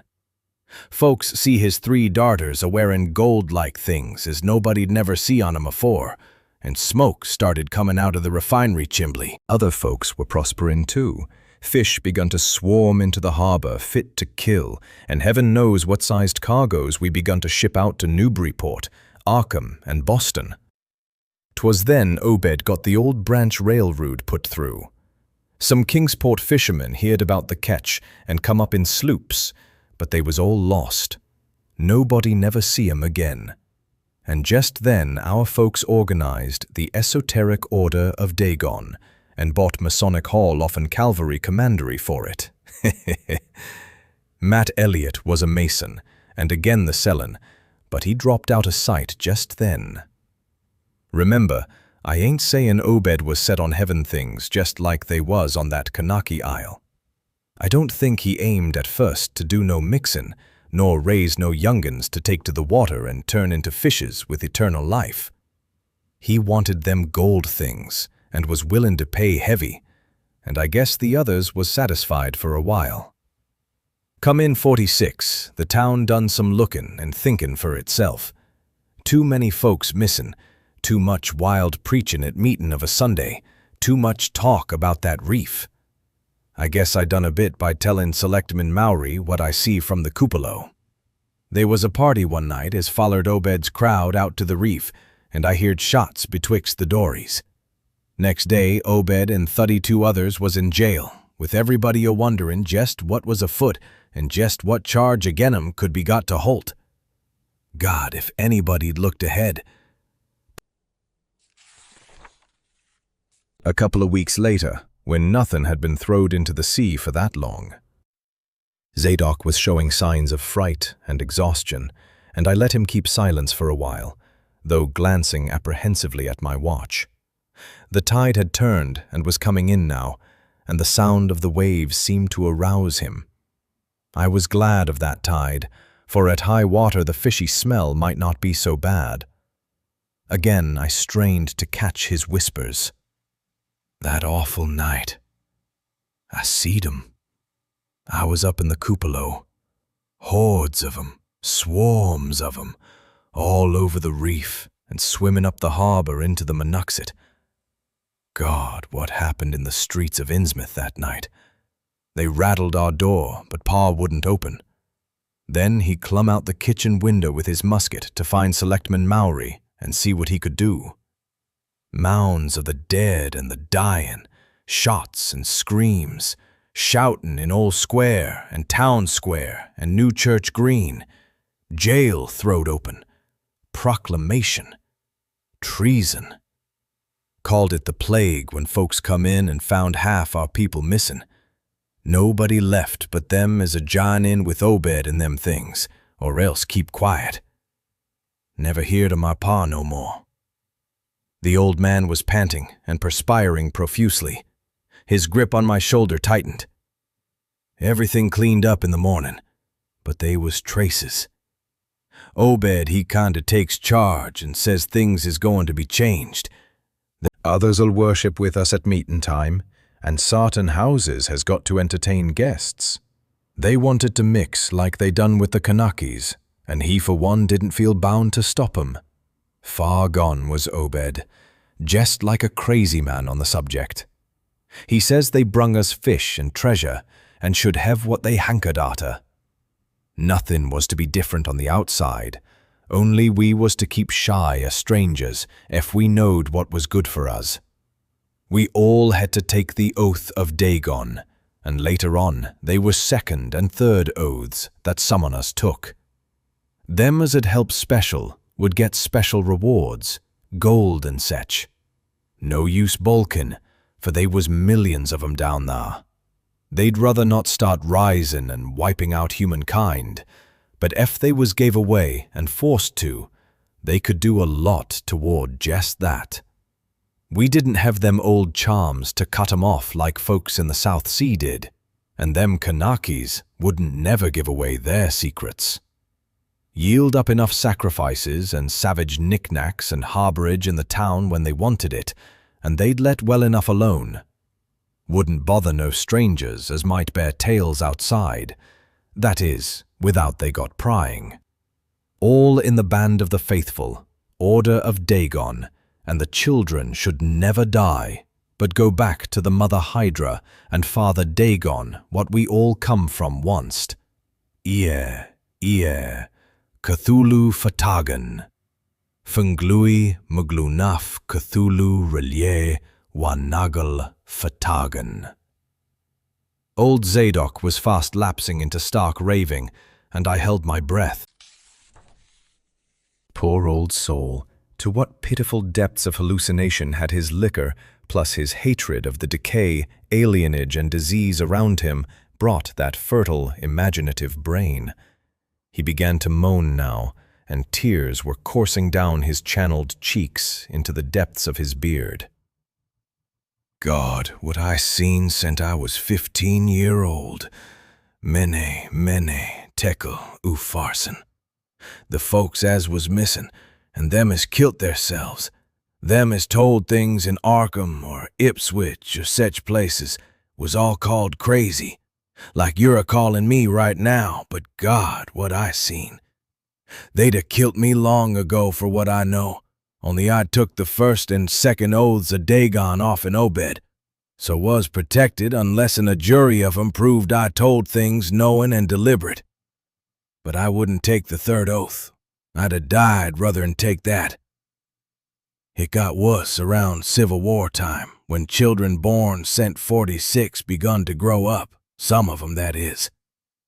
I was afeard, never did no pryin' arter that awful night, and never see one of them close to in all my life. That is, never no full-blooded one. I went to the war, and if I'd a had any guts or sense, I'd a never come back, but settled away from here. But folks wrote me things weren't so bad. That, I suppose, was because government draftmen was in town arter 63. Arter the war, it was just as bad again. People begun to fall off, mills and shops shut down, shipping stopped, and the harbor choked up, railroad give up. But they never stopped swimming in and out of the river from that cursed reef of Satan, and more attic winders got aboarded up, and more noises was heard in houses as once supposed to have nobody in 'em. Folks outside have their stories about us. Suppose you've heard a plenty on 'em, seeing what questions ye asked. Stories about things they've seed now and then, and about that queer jewelry as still comes in from somewheres and ain't quite all melted up, but nothing never gets definite. Nobody'll believe nothing. They call them gold-like things pirate loot, and allow the Innsmouth folks has furrin blood or is distempered or something. Besides, them that lives here shoo off as many strangers as they kin, and encourage the rest not to get very curious, specially round nighttime. Beasts balk at the critters, hosses wussin' mules, but when they got autos, that was all right. In 46, Captain Obed took a second wife that nobody in the town never see. Some says he didn't want to, but was made to by them as he'd called in. Had 3 children by her, 2 as disappeared young, but one gal as looked like anybody else and was educated in Europe. Obed finally got her married off by a trick to an Arkham feller as didn't suspect nothing. But nobody outside'll have nothing to do with Innsmouth folks now. Barnabas Marsh, that runs the refinery now, is Obed's grandson by his first wife, son of Onesiphorus, his eldest son. but his mother was another of them as won't never seed outdoors. Right now, Barnabas is about changed, can't shut his eyes no more, and is all out of shape. They say he still wears clothes, but he'll take to the water soon. Maybe he's tried it already. They do sometimes go down for little spells afore they go for good. Ain't been seed about in public for nigh on 10 year. Don't know how his poor wife can feel. She come from Ipswich, and they nigh lynched Barnabas when he courted her 50-odd years ago. Obed, he died in 78, and all the next generation is gone now, the first wife's children dead, and the rest, God knows. The sound of the incoming tide was now very insistent, and little by little it seemed to change the old man's mood from maudlin tearfulness to watchful fear. He would pause now and then to renew those nervous glances over his shoulder or out toward the reef, and despite the wild absurdity of his tale, I could not help beginning to share his vague apprehensiveness. Zadok now grew shriller and seemed to be trying to whip up his courage with louder speech. Hey, you! Why don't you say something? How'd you like to be living in a town like this, with everything a-rotten and a-dying, and boarded-up monsters crawling and bleating and barking, and hopping around black cellars and attics every way you turn? Hey? How'd you like to hear the howling night arter night from the churches, and order a dagon hall, and know what's doing part of the howling? How'd you like to hear what comes from that awful reef every May Eve and Hallowmass? Hey? Think the old man's crazy, eh? Well, sir, let me tell you that ain't the worst. Zadok was really screaming now, and the mad frenzy of his voice disturbed me more than I care to own. Curse you, don't set thar a-staring at me with them eyes. I tell Obed Marsh he's in hell, and has got to stay thar. In hell, I says. Can't get me. I hain't done nothing nor told nobody nothing. Oh, you young feller. Well, even if I hain't told nobody nothing yet, I'm a-goin' to now. You just set still and listen to me, boy. This is what I ain't never told nobody. I says I didn't do no pryin' arter that night, but I found things out just the same. You want to know what the real horror is, hey? Well, it's this. It ain't what them fish devils has done, but what they're a-goin' to do.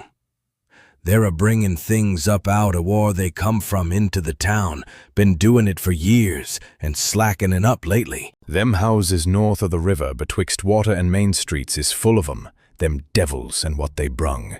And when they get ready, I say, when they get ready. Ever hear tell of a Shoggoth? Hey, do you hear me? I tell you I know what them things be. I seen 'em one night when... yeah! The hideous suddenness and inhuman frightfulness of the old man's shriek almost made me faint. His eyes, looking past me toward the malodorous sea, were positively starting from his head, while his face was a mask of fear worthy of Greek tragedy. His bony claw dug monstrously into my shoulder, and he made no motion as I turned my head to look at whatever he had glimpsed. There was nothing that I could see, only the incoming tide, with perhaps one set of ripples more local than the long-flung line of breakers. But now Zadok was shaking me, and I turned back to watch the melting of that fear-frozen face into a chaos of twitching eyelids and mumbling gums.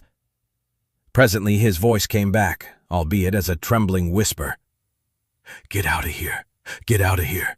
They seen us. Get out for your life. Don't wait for nothing. They know now. Run for it. Quick. Out of this town." Another heavy wave dashed against the loosening masonry of the bygone wharf and changed the mad ancient's whisper to another inhuman and blood-curdling scream. Yeah!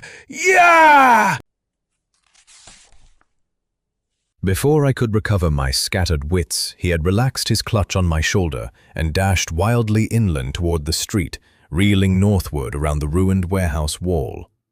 I glanced back at the sea, but there was nothing there, and when I reached Water Street and looked along it toward the north, there was no remaining trace of Zadok Allen. Chapter 4. I can hardly describe the mood in which I was left by this harrowing episode, an episode at once mad and pitiful, grotesque and terrifying. The grocery boy had prepared me for it, yet the reality left me nonetheless bewildered and disturbed. Puerile though the story was, old Zadok's insane earnestness and horror had communicated to me a mounting unrest which joined with my earlier sense of loathing for the town and its blight of intangible shadow.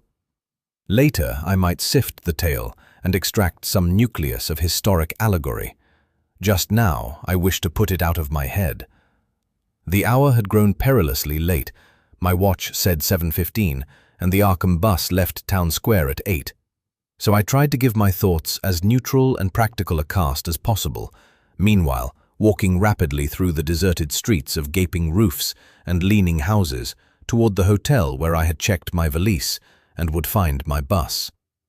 Though the golden light of late afternoon gave the ancient roofs and decrepit chimneys an air of mystic loveliness and peace, I could not help glancing over my shoulder now and then. I would surely be very glad to get out of malodorous and fear-shadowed Innsmouth, and wished there was some other vehicle than the bus driven by that sinister-looking fellow sergeant. Yet I did not hurry too precipitately, for there were architectural details worth viewing at every silent corner, and I could easily, I calculated, cover the necessary distance in a half-hour.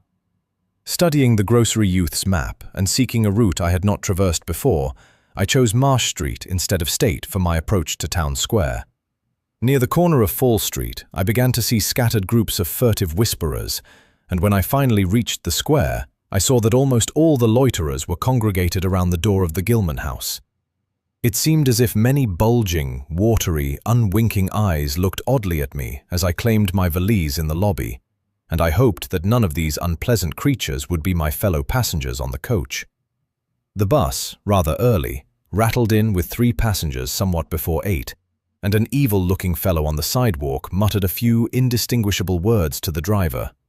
Sergeant threw out a mail bag and a roll of newspapers and entered the hotel, while the passengers, the same men whom I had seen arriving in Newburyport that morning, shambled to the sidewalk and exchanged some faint guttural words with a loafer in a language I could have sworn was not English. I boarded the empty coach and took the same seat I had taken before, but was hardly settled before Sergeant reappeared and began mumbling in a throaty voice of peculiar repulsiveness. I was, it appeared, in very bad luck. There had been something wrong with the engine, despite the excellent time made from Newburyport, and the bus could not complete the journey to Arkham. No, it could not possibly be repaired that night, nor was there any other way of getting transportation out of Innsmouth, either to Arkham or elsewhere. Sergeant was sorry, but I would have to stop over at the Gilman. Probably the clerk would make the price easy for me, but there was nothing else to do. Almost dazed by this sudden obstacle, and violently dreading the fall of night in this decaying and half-unlighted town, I left the bus and re-entered the hotel lobby, where the sullen, queer-looking night clerk told me I could have room 428 on next the top floor, large, but without running water, for $1. Despite what I had heard of this hotel in Newburyport, I signed the register, paid my $1, let the clerk take my valise, and followed that sour, solitary attendant up 3 creaking flights of stairs, past dusty corridors which seemed wholly devoid of life.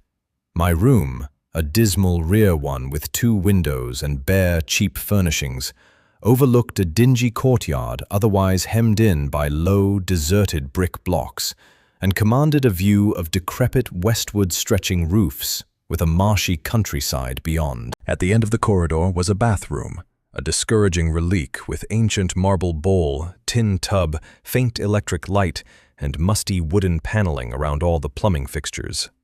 It being still daylight, I descended to the square and looked around for a dinner of some sort, noticing as I did so the strange glances I received from the unwholesome loafers. Since the grocery was closed, I was forced to patronize the restaurant I had shunned before. A stooped, narrow-headed man with staring, unwinking eyes and a flat-nosed wench with unbelievably thick, clumsy hands being in attendance. The service was of the counter type, and it relieved me to find that much was evidently served from cans and packages. A bowl of vegetable soup with crackers was enough for me, and I soon headed back for my cheerless room at the Gilman, getting an evening paper and a fly-specked magazine from the evil-visaged clerk at the rickety stand beside his desk. As twilight deepened, I turned on the one feeble electric bulb over the cheap, iron-framed bed and tried as best I could to continue the reading I had begun. I felt it advisable to keep my mind wholesomely occupied, for it would not do to brood over the abnormalities of this ancient, blight-shadowed town while I was still within its borders. The insane yarn I had heard from the aged drunkard did not promise very pleasant dreams, and I felt I must keep the image of his wild, watery eyes as far as possible from my imagination. Also, I must not dwell on what that factory inspector had told the Newburyport ticket agent about the Gilman house and the voices of its nocturnal tenants. Not on that, nor on the face beneath the tiara in the black church doorway, the face for whose horror my conscious mind could not account. It would perhaps have been easier to keep my thoughts from disturbing topics had the room not been so gruesomely musty. As it was, the lethal mustiness blended hideously with the town's general fishy odor and persistently focused one's fancy on death and decay. Another thing that disturbed me was the absence of a bolt on the door of my room. One had been there, as marks clearly showed, but there were signs of recent removal. No doubt it had become out of order, like so many other things in this decrepit edifice. In my nervousness, I looked around and discovered a bolt on the clothes press, which seemed to be of the same size, judging from the marks, as the one formerly on the door. To gain a partial relief from the general tension, I busied myself by transferring this hardware to the vacant place with the aid of a handy 3-in-1 device, including a screwdriver which I kept on my keyring. The bolt fitted perfectly, and I was somewhat relieved when I knew that I could shoot it firmly upon retiring. Not that I had any real apprehension of its need, but that any symbol of security was welcome in an environment of this kind. There were adequate bolts on the 2 lateral doors to connecting rooms, and these I proceeded to fasten. I did not undress, but decided to read till I was sleepy, and then lie down with only my coat, collar, and shoes off. Taking a pocket flashlight from my valise, I placed it in my trousers so that I could read my watch if I woke up later in the dark. Drowsiness, however, did not come, and when I stopped to analyze my thoughts, I found to my disquiet that I was really unconsciously listening for something which I dreaded but could not name. That inspector's story must have worked on my imagination more deeply than I had suspected. Again, I tried to read, but found that I made no progress. After a time, I seemed to hear the stairs and corridors creak at intervals, as if with footsteps, and wondered if the other rooms were beginning to fill up. There were no voices, however, and it struck me that there was something subtly furtive about the creaking. I did not like it, and debated whether I had better try to sleep at all. This town had some queer people, and there had undoubtedly been several disappearances. Was this one of those inns where travelers were slain for their money? Surely I had no look of excessive prosperity. Or were the townsfolk really so resentful about curious visitors? Had my obvious sightseeing, with its frequent map consultations, aroused unfavorable notice? It occurred to me that I must be in a highly nervous state to let a few random creakings set me off speculating in this fashion, but I regretted nonetheless that I was unarmed. At length, feeling a fatigue which had nothing of drowsiness in it, I bolted the newly outfitted hall door, turned off the light, and threw myself down on the hard, uneven bed, coat, collar, shoes, and all. In the darkness, every faint noise of the night seemed magnified, and a flood of doubly unpleasant thoughts swept over me. I was sorry I had put out the light, yet was too tired to rise and turn it on again. Then, after a long, dreary interval, and prefaced by a fresh creaking of stairs and corridor, there came that soft, damnably unmistakable sound which seemed like a malign fulfillment of all my apprehensions. Without the least shadow of a doubt, the lock on my hall door was being tried, cautiously, furtively, tentatively, with a key. My sensations upon recognizing this sign of actual peril were perhaps less rather than more tumultuous because of my previous vague fears.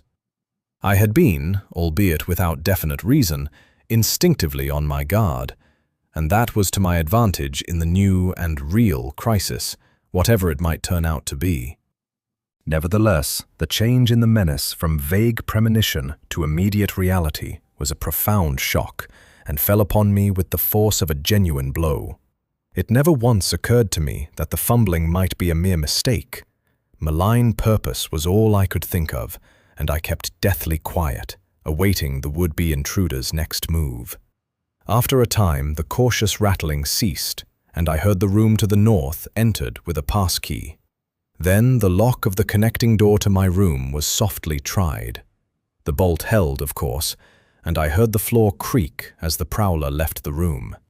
After a moment, there came another soft rattling, and I knew that the room to the south of me was being entered. Again, a furtive trying of a bolted connecting door, and again a receding creaking.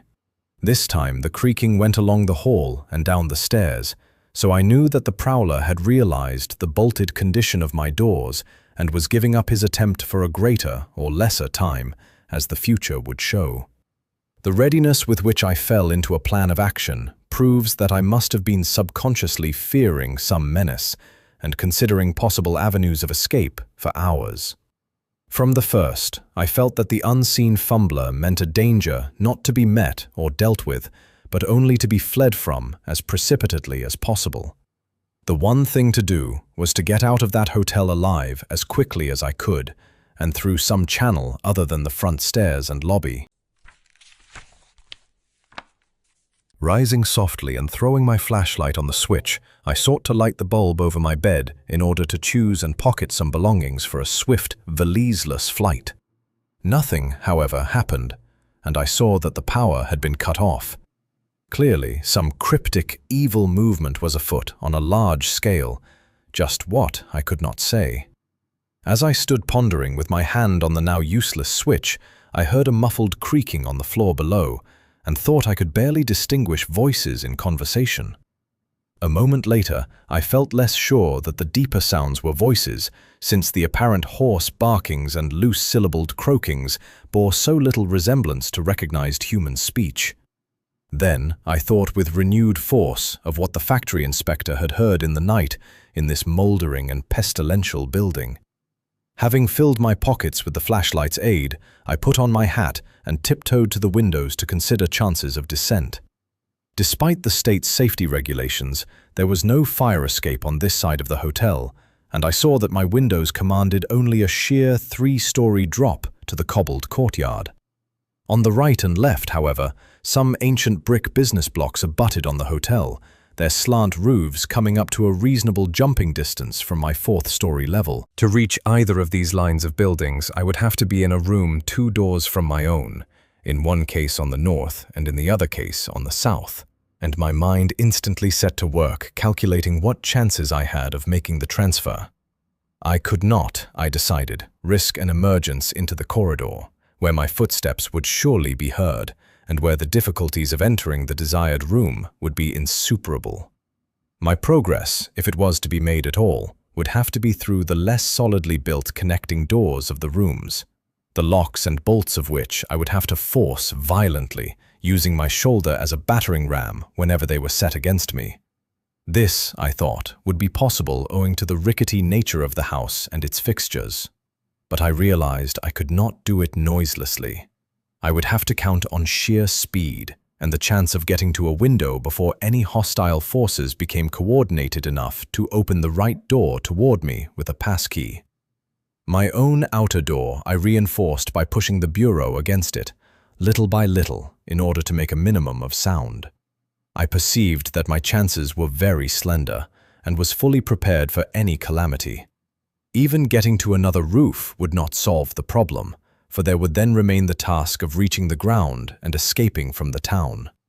One thing in my favor was the deserted and ruinous state of the abutting buildings, and the number of skylights gaping blackly open in each row. Gathering from the grocery boy's map that the best route out of town was southward, I glanced first at the connecting door on the south side of the room. It was designed to open in my direction. Hence I saw, after drawing the bolt and finding other fastenings in place, it was not a favorable one for forcing. Accordingly, abandoning it as a route, I cautiously moved the bedstead against it to hamper any attack which might be made on it later from the next room. The door on the north was hung to open away from me, and this, though a test proved it to be locked or bolted from the other side, I knew must be my route. If I could gain the roofs of the buildings in Payne Street and descend successfully to the ground level, I might perhaps dart through the courtyard and the adjacent or opposite buildings to Washington or Bates, or else emerge in Payne and edge around southward into Washington. In any case, I would aim to strike Washington somehow and get quickly out of the town square region. My preference would be to avoid Payne, since the fire station there might be open all night. As I thought of these things, I looked out over the squalid sea of decaying roofs below me, now brightened by the beams of a moon not much past full. On the right, the black gash of the river gorge clove the panorama, abandoned factories and railway station clinging barnacle-like to its sides. Beyond it, the rusted railway and the Rowley Road led off through a flat, marshy terrain dotted with islets of higher and drier scrub-grown land. On the left, the creek-threaded countryside was nearer, the narrow road to Ipswich gleaming white in the moonlight. I could not see from my side of the hotel the southward route toward Arkham, which I had determined to take. I was irresolutely speculating on when I had better attack the northward door, and on how I could least audibly manage it, when I noticed that the vague noises underfoot had given place to a fresh and heavier creaking of the stairs. A wavering flicker of light showed through my transom, and the boards of the corridor began to groan with a ponderous load. Muffled sounds of possible vocal origin approached, and at length a firm knock came at my outer door. For a moment I simply held my breath and waited. Eternities seemed to elapse, and the nauseous, fishy odor of my environment seemed to mount suddenly and spectacularly. Then the knocking was repeated, continuously and with growing insistence. I knew that the time for action had come, and forthwith drew the bolt of the northward connecting door, bracing myself for the task of battering it open.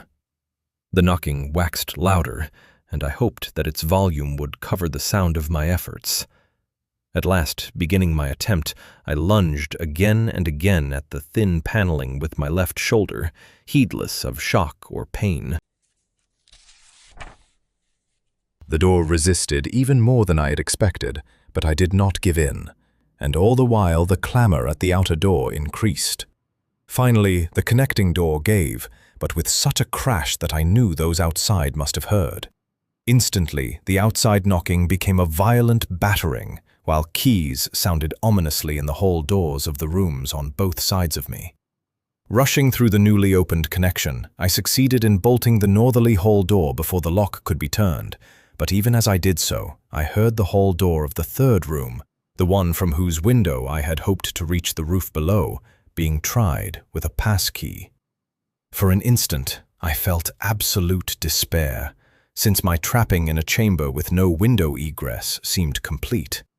A wave of almost abnormal horror swept over me, and invested with a terrible but unexplainable singularity, the flashlight glimpsed dust prints made by the intruder who had lately tried my door from this room. Then, with a dazed automatism which persisted despite hopelessness, I made for the next connecting door and performed the blind motion of pushing at it in an effort to get through and, granting that fastenings might be as providentially intact as in this second room, bolt the hall door beyond before the lock could be turned from outside. Sheer fortunate chance gave me my reprieve, for the connecting door before me was not only unlocked, but actually ajar. In a second I was through, and had my right knee and shoulder against a hall door which was visibly opening inward. My pressure took the opener off guard, for the thing shut as I pushed, so that I could slip the well-conditioned bolt, as I had done with the other door. As I gained this respite, I heard the battering at the two other doors abate, while a confused clatter came from the connecting door I had shielded with the bedstead. Evidently the bulk of my assailants had entered the southerly room and were massing in a lateral attack. But at the same moment, a passkey sounded in the next door to the north, and I knew that a nearer peril was at hand. The northward connecting door was wide open, but there was no time to think about checking the already turning lock in the hall. All I could do was to shut and bolt the open connecting door, as well as its mate on the opposite side, pushing a bedstead against the one and a bureau against the other, and moving a washstand in front of the hall door. I must, I saw, trust to such makeshift barriers to shield me till I could get out the window and on the roof of the Payne Street block. But even in this acute moment, my chief horror was something apart from the immediate weakness of my defenses.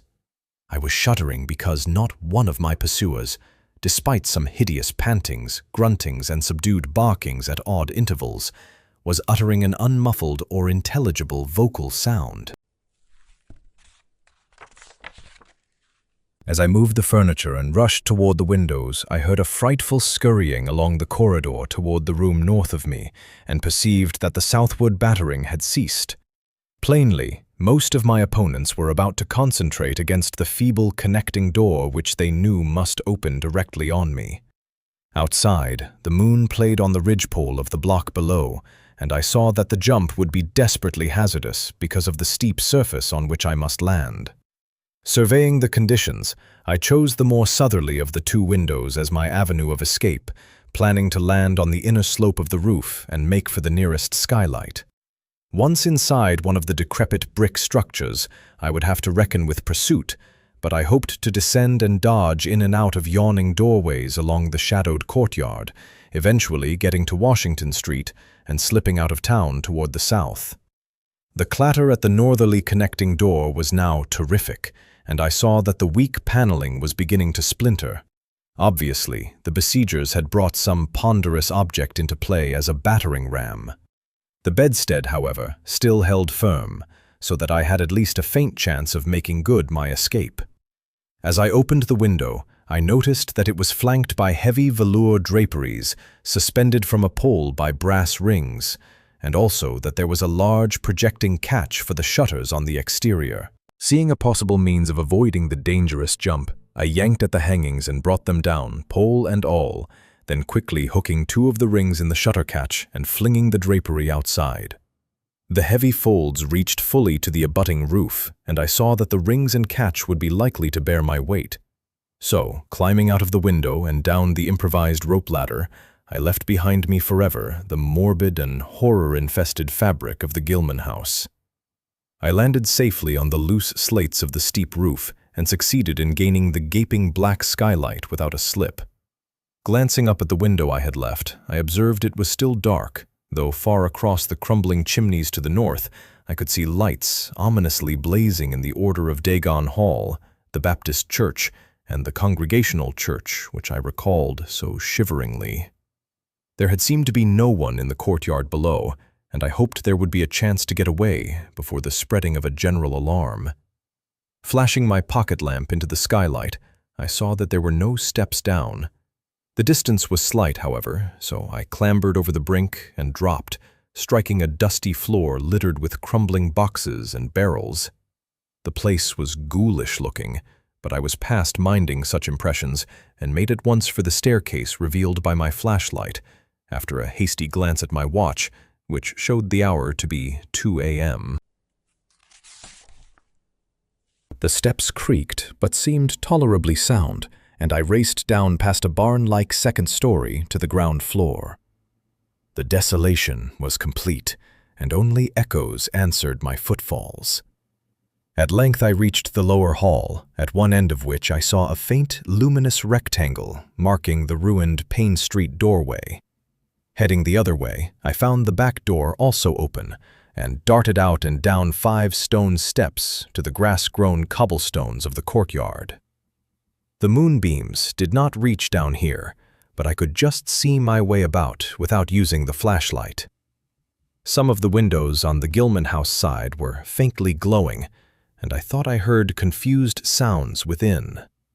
Walking softly over to the Washington Street side, I perceived several open doorways and chose the nearest as my route out. The hallway inside was black, and when I reached the opposite end, I saw that the street door was wedged immovably shut. Resolved to try another building, I groped my way back toward the courtyard, but stopped short when close to the doorway. For out of an opened door in the Gilman house, a large crowd of doubtful shapes was pouring, lanterns bobbing in the darkness, and horrible croaking voices exchanging low cries in what was certainly not English. The figures moved uncertainly, and I realized to my relief that they did not know where I had gone. But for all that, they sent a shiver of horror through my frame. Their features were indistinguishable, but their crouching, shambling gait was abominably repellent. And worst of all, I perceived that one figure was strangely robed and unmistakably surmounted by a tall tiara of a design altogether too familiar. As the figures spread throughout the courtyard, I felt my fears increase. Suppose I could find no egress from this building on the street side. The fishy odor was detestable, and I wondered I could stand it without fainting. Again, groping toward the street, I opened a door off the hall and came upon an empty room with closely shuttered but sashless windows. Fumbling in the rays of my flashlight, I found I could open the shutters, and in another moment had climbed outside and was carefully closing the aperture in its original manner. I was now in Washington Street, and for the moment saw no living thing nor any light save that of the moon. From several directions in the distance, however, I could hear the sound of hoarse voices, of footsteps, and of a curious kind of pattering which did not sound quite like footsteps. Plainly, I had no time to lose. The points of the compass were clear to me, and I was glad that all the streetlights were turned off, as is often the custom on strongly moonlit nights in unprosperous rural regions. Some of the sounds came from the south, yet I retained my design of escaping in that direction. There would, I knew, be plenty of deserted doorways to shelter me in case I met any person or group who looked like pursuers. I walked rapidly, softly, and close to the ruined houses. While hatless and disheveled after my arduous climb, I did not look especially noticeable, and stood a good chance of passing unheeded if forced to encounter any casual wayfarer. At Bates Street, I drew into a yawning vestibule, while 2 shambling figures crossed in front of me, but was soon on my way again, and approaching the open space where Elliott Street obliquely crosses Washington at the intersection of South. Though I had never seen this space, it had looked dangerous to me on the grocery youth's map, since the moonlight would have free play there. There was no use trying to evade it, for any alternative course would involve detours of possibly disastrous visibility and delaying effect. The only thing to do was to cross it boldly and openly, imitating the typical shamble of the Innsmouth folk as best I could, and trusting that no one, or at least no pursuer of mine, would be there. Just how fully the pursuit was organized, and indeed just what its purpose might be, I could form no idea. There seemed to be unusual activity in the town, but I judged that the news of my escape from the Gilman had not yet spread. I would, of course, soon have to shift from Washington to some other southward street, for that party from the hotel would doubtless be after me. I must have left dust prints in that last old building, revealing how I had gained the street. The open space was, as I had expected, strongly moonlit, and I saw the remains of a park-like iron-railed green in its center. Fortunately, no one was about, though a curious sort of buzz or roar seemed to be increasing in the direction of Town Square. South Street was very wide, leading directly down a slight declivity to the waterfront and commanding a long view out at sea, and I hoped that no one would be glancing up it from afar as I crossed in the bright moonlight. My progress was unimpeded, and no fresh sound arose to hint that I had been spied. Glancing about me, I involuntarily let my pace slacken for a second to take in the sight of the sea, gorgeous in the burning moonlight at the street's end. Far out beyond the breakwater was the dim, dark line of Devil Reef, and as I glimpsed it, I could not help thinking of all the hideous legends I had heard in the last 34 hours. Legends which portrayed this ragged rock as a veritable gateway to realms of unfathomed horror and inconceivable abnormality. Then, without warning, I saw the intermittent flashes of light on the distant reef. They were definite and unmistakable, and awaked in my mind a blind horror beyond all rational proportion. My muscles tightened for panic flight, held in only by a certain unconscious caution and half-hypnotic fascination. And to make matters worse, there now flashed forth from the lofty cupola of the Gilman house, which loomed up to the northeast behind me, a series of analogous, though differently spaced, gleams, which could be nothing less than an answering signal. Controlling my muscles, and realizing afresh how plainly visible I was, I resumed my brisker and feignedly shambling pace, though keeping my eyes on that hellish and ominous reef as long as the opening of South Street gave me a seaward view. What the whole proceeding meant, I could not imagine, unless it involved some strange rite connected with Devil Reef, or unless some party had landed from a ship on that sinister rock. I now bent to the left, around the ruinous green, still gazing toward the ocean as it blazed in the spectral summer moonlight, and watching the cryptical flashing of those nameless, unexplainable beacons. It was then that the most horrible impression of all was borne in upon me, the impression which destroyed my last vestige of self-control and set me running frantically southward past the yawning black doorways and fishily staring windows of that deserted nightmare street. For at a closer glance, I saw that the moonlit waters between the reef and the shore were far from empty. They were alive with a teeming horde of shapes swimming inward toward the town, and even at my vast distance and in my single moment of perception, I could tell that the bobbing heads and flailing arms were alien and aberrant in a way scarcely to be expressed or consciously formulated. My frantic running ceased before I had covered a block, for at my left I began to hear something like the hue and cry of organized pursuit. There were footsteps and guttural sounds, and a rattling motor wheezed south along Federal Street. In a second, all my plans were utterly changed, for if the southward highway were blocked ahead of me, I must clearly find another egress from Innsmouth. I paused and drew into a gaping doorway, reflecting how lucky I was to have left the moonlit open space before these pursuers came down the parallel street. A second reflection was less comforting. Since the pursuit was down another street, it was plain that the party was not following me directly. It had not seen me, but was simply obeying a general plan of cutting off my escape. This, however, implied that all roads leading out of Innsmouth were similarly patrolled, for the denizens could not have known what route I intended to take. If this were so, I would have to make my retreat across country, away from any road. But how could I do that in view of the marshy and creek-riddled nature of all the surrounding region?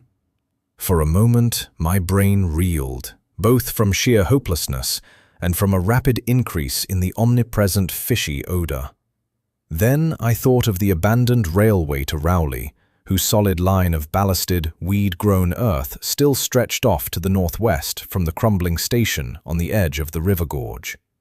There was just a chance that the townsfolk would not think of that, since its briar-choked desertion made it half impassable, and the unlikeliest of all avenues for a fugitive to choose. I had seen it clearly from my hotel window, and knew about how it lay. Most of its earlier length was uncomfortably visible from the Rowley Road, and from high places in the town itself. But one could perhaps crawl inconspicuously through the undergrowth. At any rate, it would form my only chance of deliverance, and there was nothing to do but try it. Drawing inside the hall of my deserted shelter, I once more consulted the grocery boy's map with the aid of the flashlight. The immediate problem was how to reach the ancient railway, and I now saw that the safest course was ahead to Babson Street, then west to Lafayette, there edging around but not crossing an open space homologous to the one I had traversed, and subsequently back northward and westward in a zigzagging line through Lafayette, Bates, Adams, and Bank Streets, the latter skirting the river gorge, to the abandoned and dilapidated station I had seen from my window. My reason for going ahead to Babson was that I wished neither to recross the earlier open space nor to begin my westward course along a cross street as broad as south. Starting once more, I crossed the street to the right-hand side in order to edge around into Babson as inconspicuously as possible. Noises still continued in Federal Street, and as I glanced behind me, I thought I saw a gleam of light near the building through which I had escaped. Anxious to leave Washington Street, I broke into a quiet dog trot, trusting to luck not to encounter any observing eye. Next the corner of Babson Street, I saw, to my alarm, that one of the houses was still inhabited, as attested by curtains at the window, but there were no lights within, and I passed it without disaster. In Babson Street, which crossed Federal and might thus reveal me to the searchers, I clung as closely as possible to the sagging, uneven buildings, twice pausing in a doorway as the noises behind me momentarily increased. The open space ahead shone wide and desolate under the moon, but my route would not force me to cross it. During my second pause, I began to detect a fresh distribution of the vague sounds, and upon looking cautiously out from cover, beheld a motor car darting across the open space, bound outward along Elliott Street, which there intersects both Babson and Lafayette. As I watched, choked by a sudden rise in the fishy odor after a short abatement, I saw a band of uncouth, crouching shapes loping and shambling in the same direction, and knew that this must be the party guarding the Ipswich Road, since that highway forms an extension of Elliott Street. Two of the figures I glimpsed were in voluminous robes, and one wore a peaked diadem which glistened whitely in the moonlight. The gait of this figure was so odd that it sent a chill through me, for it seemed to me the creature was almost hopping. When the last of the band was out of sight, I resumed my progress, darting around the corner into Lafayette Street and crossing Elliott very hurriedly, lest stragglers of the party be still advancing along that thoroughfare. I did hear some croaking and clattering sounds far off toward Town Square, but accomplished the passage without disaster. My greatest dread was in recrossing broad and moonlit South Street with its seaward view, and I had to nerve myself for the ordeal. Someone might easily be looking, and possible Elliott Street stragglers could not fail to glimpse me from either of 2 points. At the last moment I decided I had better slacken my trot and make the crossing as before in the shambling gait of an average Innsmouth native. When the view of the water again opened out, this time on my right, I was half determined not to look at it at all. I could not, however, resist, but cast a sidelong glance as I carefully and imitatively shambled toward the protecting shadows ahead. There was no ship visible, as I had half expected there would be. Instead, the first thing which caught my eye was a small rowboat pulling in toward the abandoned wharves and laden with some bulky, tarpaulin-covered object. Its rowers, though distantly and indistinctly seen, were of an especially repellent aspect. Several swimmers were still discernible, while on the far black reef I could see a faint, steady glow, unlike the winking beacon visible before, and of a curious color which I could not precisely identify. Above the slant roofs ahead and to the right, there loomed the tall cupola of the Gilman House, but it was completely dark. The fishy odor, dispelled for a moment by some merciful breeze, now closed in again with maddening intensity. I had not quite crossed the street when I heard a muttering band advancing along Washington from the north. As they reached the broad open space where I had had my first disquieting glimpse of the moonlit water, I could see them plainly, only a block away, and was horrified by the bestial abnormality of their faces and the dog-like subhumanness of their crouching gait. One man moved in a positively simian way, with long arms frequently touching the ground, while another figure, robed and tiara'd, seemed to progress in an almost hopping fashion. I judged this party to be the one I had seen in the Gilman's courtyard, the one, therefore, most closely on my trail. As some of the figures turned to look in my direction, I was transfixed with fright, yet managed to preserve the casual, shambling gait I had assumed. To this day, I do not know whether they saw me or not.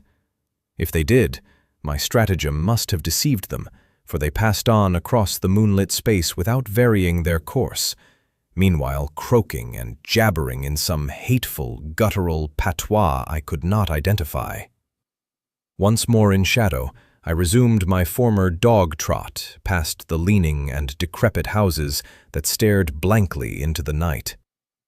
Having crossed to the western sidewalk, I rounded the nearest corner into Bates Street, where I kept close to the buildings on the southern side. I passed 2 houses showing signs of habitation, one of which had faint lights in upper rooms, yet met with no obstacle. As I turned into Adams Street, I felt measurably safer, but received a shock when a man reeled out of a black doorway directly in front of me. He proved, however, too hopelessly drunk to be a menace, so that I reached the dismal ruins of the Bank Street warehouses in safety. No one was stirring in that dead street beside the river gorge, and the roar of the waterfalls quite drowned my footsteps. It was a long dog trot to the ruined station, and the great brick warehouse walls around me seemed somehow more terrifying than the fronts of private houses. At last I saw the ancient arcaded station, or what was left of it, and made directly for the tracks that started from its farther end. The rails were rusty but mainly intact, and not more than half the ties had rotted away. Walking or running on such a surface was very difficult, but I did my best, and on the whole made very fair time. For some distance the line kept on along the gorge's brink, but at length I reached the long covered bridge where it crossed the chasm at a dizzy height. The condition of this bridge would determine my next step. If humanly possible, I would use it. If not, I would have to risk more street wandering and take the nearest intact highway bridge. The vast, barn-like length of the old bridge gleamed spectrally in the moonlight, and I saw that the ties were safe for at least a few feet within. Entering, I began to use my flashlight, and was almost knocked down by the cloud of bats that flapped past me. About halfway across, there was a perilous gap in the ties, which I feared for a moment would halt me. But in the end, I risked a desperate jump, which fortunately succeeded. I was glad to see the moonlight again when I emerged from that macabre tunnel. The old tracks crossed River Street at grade, and at once veered off into a region increasingly rural and with less and less of Innsmouth's abhorrent, fishy odor. Here, the dense growth of weeds and briars hindered me and cruelly tore my clothes, but I was none the less glad that they were there to give me concealment in case of peril. I knew that much of my route must be visible from the Rowley Road. The marshy region began very shortly, with the single track on a low, grassy embankment where the weedy growth was somewhat thinner. Then came a sort of island of higher ground, where the line passed through a shallow, open cut choked with bushes and brambles. I was very glad of this partial shelter, since at this point the Rowley Road was uncomfortably near according to my window view. At the end of the cut, it would cross the track and swerve off to a safer distance, but meanwhile I must be exceedingly careful. I was by this time thankfully certain that the railway itself was not patrolled. Just before entering the cut, I glanced behind me, but saw no pursuer. The ancient spires and roofs of decaying Innsmouth gleamed lovely and ethereal in the magic yellow moonlight, and I thought of how they must have looked in the old days, before the shadow fell. Then, as my gaze circled inland from the town, something less tranquil arrested my notice and held me immobile for a second. What I saw, or fancied I saw, was a disturbing suggestion of undulant motion far to the south, a suggestion which made me conclude that a very large horde must be pouring out of the city along the level Ipswich Road. The distance was great, and I could distinguish nothing in detail, but I did not at all like the look of that moving column. It undulated too much and glistened too brightly in the rays of the now westering moon. There was a suggestion of sound, too, though the wind was blowing the other way. A suggestion of bestial scraping and bellowing, even worse than the muttering of the parties I had lately overheard. All sorts of unpleasant conjectures crossed my mind. I thought of those very extreme Innsmouth types said to be hidden in crumbling, centuried warrens near the waterfront. I thought, too, of those nameless swimmers I had seen. Counting the parties so far glimpsed, as well as those presumably covering other roads, the number of my pursuers must be strangely large for a town as depopulated as Innsmouth. Whence could come the dense personnel of such a column as I now beheld? Did those ancient, unplumbed warrens teem with a twisted, uncatalogued, and unsuspected life? Or had some unseen ship indeed landed a legion of unknown outsiders on that hellish reef? Who were they? Why were they there? And if such a column of them was scouring the Ipswich Road, would the patrols on the other roads be likewise augmented? I had entered the brush-grown cut and was struggling along at a very slow pace when that damnable fishy odor again waxed dominant. Had the wind suddenly changed eastward so that it blew in from the sea and over the town? It must have, I concluded, since I now began to hear shocking guttural murmurs from that hitherto silent direction. There was another sound too, a kind of wholesale colossal flopping or pattering, which somehow called up images of the most detestable sort. It made me think illogically of that unpleasantly undulating column on the far-off Ipswich Road. And then both stench and sounds grew stronger, so that I paused, shivering and grateful for the cut's protection. It was here, I recalled, that the Rowley Road drew so close to the old railway before crossing westward and diverging. Something was coming along that road, and I must lie low till its passage and vanishment in the distance. Thank heaven these creatures employed no dogs for tracking, though perhaps that would have been impossible amidst the omnipresent regional odor. Crouched in the bushes of that sandy cleft, I felt reasonably safe, even though I knew the searchers would have to cross the track in front of me, not much more than 100 yards away. I would be able to see them, but they could not, except by a malign miracle, see me. All at once, I began dreading to look at them as they passed. I saw the close, moonlit space where they would surge by, and had curious thoughts about the irredeemable pollution of that space. They would perhaps be the worst of all Innsmouth types, something one would not care to remember.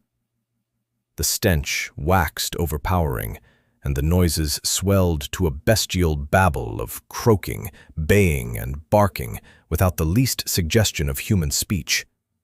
Were these indeed the voices of my pursuers? Did they have dogs after all? So far I had seen none of the lower animals in Innsmouth. That flopping or pattering was monstrous. I could not look upon the degenerate creatures responsible for it. I would keep my eyes shut till the sounds receded toward the west. The horde was very close now, the air foul with their hoarse snarlings, and the ground almost shaking with their alien-rhythmed footfalls. My breath nearly ceased to come, and I put every ounce of willpower into the task of holding my eyelids down. I am not even yet willing to say whether what followed was a hideous actuality or only a nightmare hallucination. The later action of the government after my frantic appeals would tend to confirm it as a monstrous truth.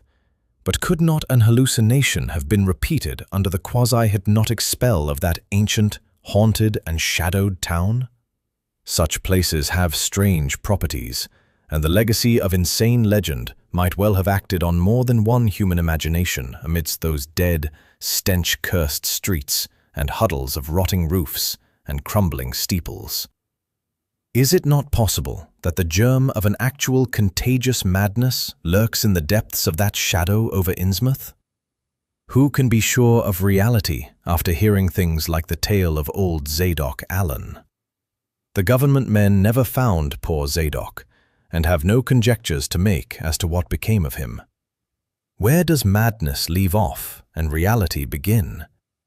Is it possible that even my latest fear is sheer delusion? But I must try to tell what I thought I saw that night under the mocking yellow moon, saw surging and hopping down the Rowley Road in plain sight in front of me as I crouched among the wild brambles of that desolate railway cut. Of course, my resolution to keep my eyes shut had failed. It was foredoomed to failure, for who could crouch blindly while a legion of croaking, baying entities of unknown source flopped noisomely past, scarcely more than 100 yards away? I thought I was prepared for the worst, and I really ought to have been prepared considering what I had seen before. My other pursuers had been accursedly abnormal, so should I not have been ready to face a strengthening of the abnormal element, to look upon forms in which there was no mixture of the normal at all? I did not open my eyes until the raucous clamor came loudly from a point obviously straight ahead. Then I knew that a long section of them must be plainly in sight where the sides of the cut flattened out and the road crossed the track, and I could no longer keep myself from sampling whatever horror that leering yellow moon might have to show. It was the end, for whatever remains to me of life on the surface of this earth, of every vestige of mental peace and confidence in the integrity of nature and of the human mind. Nothing that I could have imagined, nothing even that I could have gathered had I credited old Zadok's crazy tale in the most literal way, would be in any way comparable to the demoniac, blasphemous reality that I saw, or believe I saw. I have tried to hint what it was in order to postpone the horror of writing it down baldly. Can it be possible that this planet has actually spawned such things, that human eyes have truly seen, as objective flesh, what man has hitherto known only in febrile fantasy and tenuous legend? And yet I saw them in a limitless stream, flopping, hopping, croaking, bleating, surging inhumanly through the spectral moonlight in a grotesque, malignant saraband of fantastic nightmare. And some of them had tall tiaras of that nameless whitish gold metal, and some were strangely robed, and one, who led the way, was clad in a ghoulishly humped black coat and striped trousers, and had a man's felt hat perched on the shapeless thing that answered for a head. I think their predominant color was a grayish-green, though they had white bellies. They were mostly shiny and slippery, but the ridges of their backs were scaly. Their forms vaguely suggested the anthropoid, while their heads were the heads of fish, with prodigious bulging eyes that never closed. At the sides of their necks were palpitating gills, and their long paws were webbed. They hopped irregularly, sometimes on 2 legs and sometimes on 4. I was somehow glad that they had no more than 4 limbs. Their croaking, baying voices, clearly used for articulate speech, held all the dark shades of expression which their staring faces lacked. But for all of their monstrousness, they were not unfamiliar to me. I knew too well what they must be, for was not the memory of that evil tiara at Newburyport still fresh? They were the blasphemous fish frogs of the nameless design, living and horrible, and as I saw them, I knew also of what that humped, tiaraed priest in the black church basement had so fearsomely reminded me. Their number was past guessing. It seemed to me that there were limitless swarms of them, and certainly my momentary glimpse could have shown only the least fraction. In another instant, everything was blotted out by a merciful fit of fainting, the first I had ever had. Chapter 5. It was a gentle daylight rain that awaked me from my stupor in the brush-grown railway cut, and when I staggered out to the roadway ahead, I saw no trace of any prints in the fresh mud. The fishy odor, too, was gone. Innsmouth's ruined roofs and toppling steeples loomed up greyly toward the southeast, but not a living creature did I spy in all the desolate salt marshes around. My watch was still going, and told me that the hour was past noon. The reality of what I had been through was highly uncertain in my mind, but I felt that something hideous lay in the background. I must get away from evil-shadowed Innsmouth, and accordingly, I began to test my cramped, wearied powers of locomotion. Despite weakness, hunger, horror, and bewilderment, I found myself, after a long time, able to walk, so started slowly along the muddy road to Rowley. Before evening, I was in the village, getting a meal and providing myself with presentable clothes. I caught the night train to Arkham, and the next day talked long and earnestly with government officials there, a process I later repeated in Boston. With the main result of these colloquies, the public is now familiar, and I wish, for normality's sake, there were nothing more to tell. Perhaps it is madness that is overtaking me, yet perhaps a greater horror, or a greater marvel, is reaching out. As may well be imagined, I gave up most of the foreplanned features of the rest of my tour, the scenic, architectural, and antiquarian diversions on which I had counted so heavily. Nor did I dare look for that piece of strange jewelry said to be in the Miskatonic University Museum. I did, however, improve my stay in Arkham by collecting some genealogical notes I had long wished to possess. Very rough and hasty data, it is true, but capable of good use later on, when I might have time to collate and codify them. The curator of the Historical Society there, Mr. E. Lapham Peabody, was very courteous about assisting me, and expressed unusual interest when I told him I was a grandson of Eliza Orne of Arkham, who was born in 1867 and had married James Williamson of Ohio at the age of 17. It seemed that a maternal uncle of mine had been there many years before on a quest much like my own, and that my grandmother's family was a topic of some local curiosity. There had, Mr. Peabody said, been considerable discussion about the marriage of her father, Benjamin Orne, just after the Civil War, since the ancestry of the bride was peculiarly puzzling. That bride was understood to have been an orphaned Marsh of New Hampshire, a cousin of the Essex County Marshes, but her education had been in France, and she knew very little of her family. A guardian had deposited funds in a Boston bank to maintain her and her French governess, but that guardian's name was unfamiliar to Arkham people, and in time he dropped out of sight, so that the governess assumed his role by court appointment. The Frenchwoman, now long dead, was very taciturn, and there were those who said she could have told more than she did. But the most baffling thing was the inability of anyone to place the recorded parents of the young woman, Enoch and Lydia Meserve Marsh, among the known families of New Hampshire.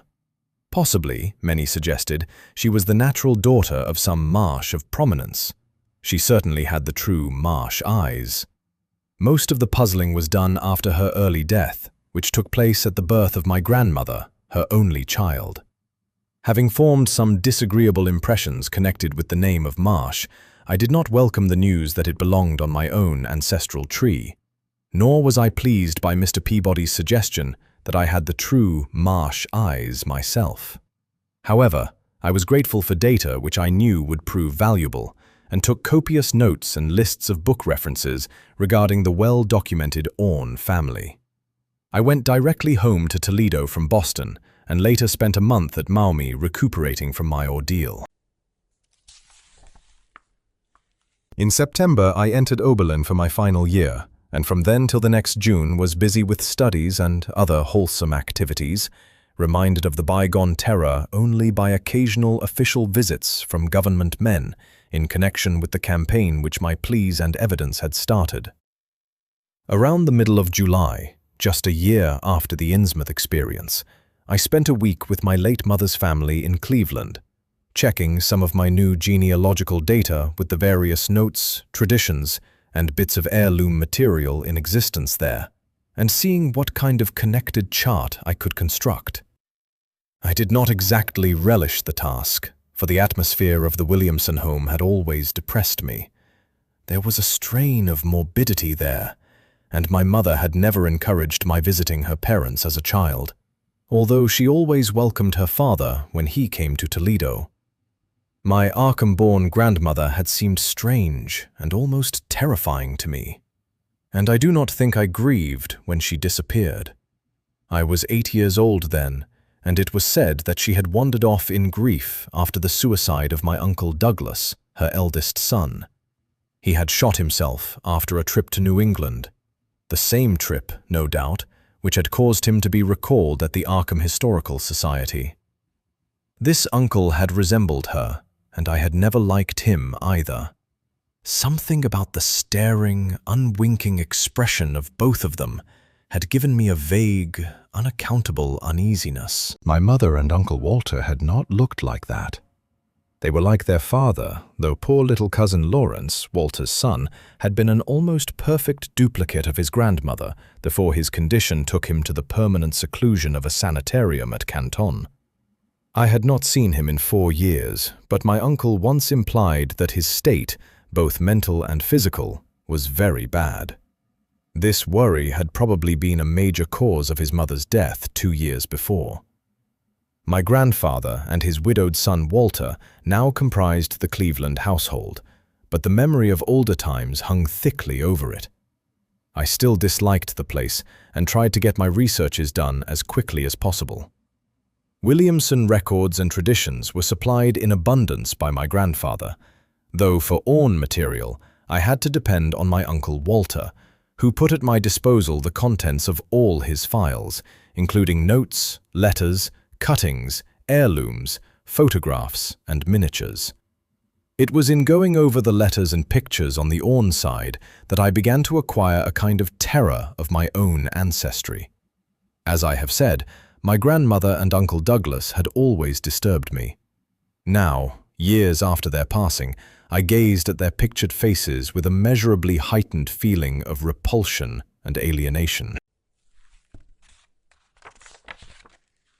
I could not at first understand the change, but gradually a horrible sort of comparison began to obtrude itself on my unconscious mind, despite the steady refusal of my consciousness to admit even the least suspicion of it.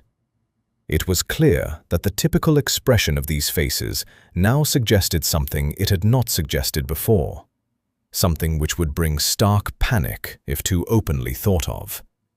But the worst shock came when my uncle showed me the Orne jewelry in a downtown safe deposit vault.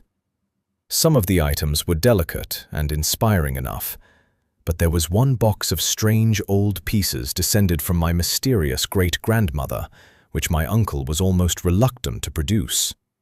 They were, he said, of very grotesque and almost repulsive design, and had never, to his knowledge, been publicly worn, though my grandmother used to enjoy looking at them. Vague legends of bad luck clustered around them, and my great-grandmother's French governess had said they ought not to be worn in New England, though it would be quite safe to wear them in Europe. As my uncle began slowly and grudgingly to unwrap the things, he urged me not to be shocked by the strangeness and frequent hideousness of the designs. Artists and archaeologists who had seen them pronounced the workmanship superlatively and exotically exquisite, though no one seemed able to define their exact material or assign them to any specific art tradition. There were 2 armlets, a tiara, and a kind of pectoral, the latter having in high relief certain figures of almost unbearable extravagance. During this description, I had kept a tight rein on my emotions, but my face must have betrayed my mounting fears. My uncle looked concerned and paused in his unwrapping to study my countenance. I motioned to him to continue, which he did with renewed signs of reluctance. He seemed to expect some demonstration when the first piece, the tiara, became visible, but I doubt if he expected quite what actually happened. I did not expect it either, for I thought I was thoroughly forewarned regarding what the jewelry would turn out to be. What I did was to faint silently away, just as I had done in that briar-choked railway cut a year before. From that day on, my life has been a nightmare of brooding and apprehension, nor do I know how much is hideous truth and how much madness. My great-grandmother had been a marsh of unknown source whose husband lived in Arkham, and did not old Zadok say that the daughter of Obed Marsh by a monstrous mother was married to an Arkham man through a trick? What was it the ancient toper had muttered about the likeness of my eyes to Captain Obed's? In Arkham, too, the curator had told me I had the true Marsh eyes. Was Obed Marsh my own great-great-grandfather? Who, or what, then, was my great-great-grandmother? But perhaps this was all madness. Those whitish gold ornaments might easily have been bought from some Innsmouth sailor by the father of my great-grandmother, whoever he was. And that look in the staring-eyed faces of my grandmother and self-slain uncle might be sheer fancy on my part. Sheer fancy, bolstered up by the Innsmouth shadow which had so darkly colored my imagination. But why had my uncle killed himself after an ancestral quest in New England? For more than 2 years I fought off these reflections with partial success. My father secured me a place in an insurance office, and I buried myself in routine as deeply as possible. In the winter of 1930 to 31, however, the dreams began. They were very sparse and insidious at first, but increased in frequency and vividness as the weeks went by. Great watery spaces opened out before me, and I seemed to wander through titanic sunken porticos and labyrinths of weedy cyclopean walls with grotesque fishes as my companions. Then the other shapes began to appear, filling me with nameless horror the moment I awoke. But during the dreams they did not horrify me at all. I was one with them, wearing their unhuman trappings, treading their aqueous ways, and praying monstrously at their evil sea-bottom temples. There was much more than I could remember, but even what I did remember each morning would be enough to stamp me as a madman or a genius, if ever I dared write it down. Some frightful influence, I felt, was seeking gradually to drag me out of the sane world of wholesome life into unnameable abysses of blackness and alienage, and the process told heavily on me. My health and appearance grew steadily worse, till finally I was forced to give up my position and adopt the static, secluded life of an invalid. Some odd, nervous affliction had me in its grip, and I found myself at times almost unable to shut my eyes. It was then that I began to study the mirror with mounting alarm.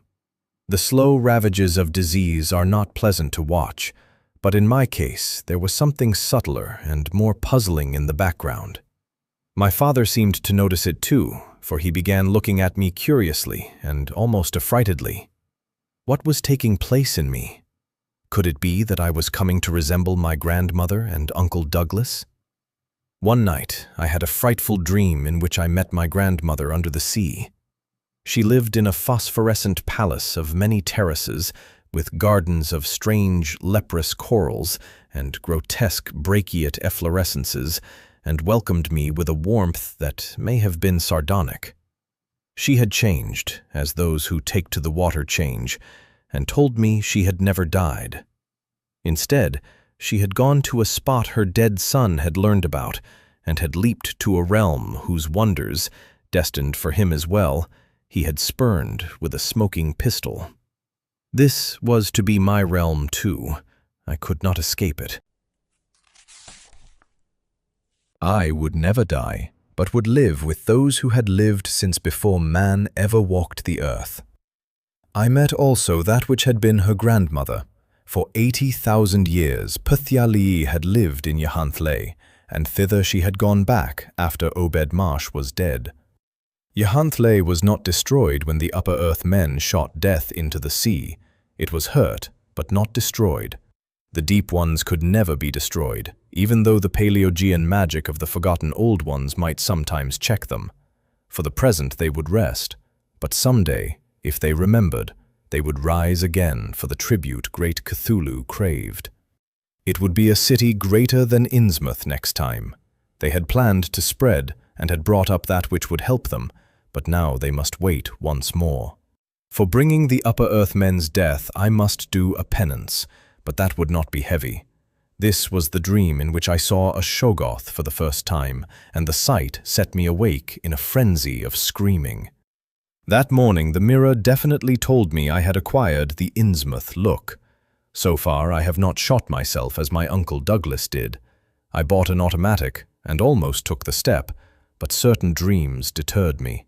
The tense extremes of horror are lessening, and I feel queerly drawn toward the unknown sea deeps instead of fearing them.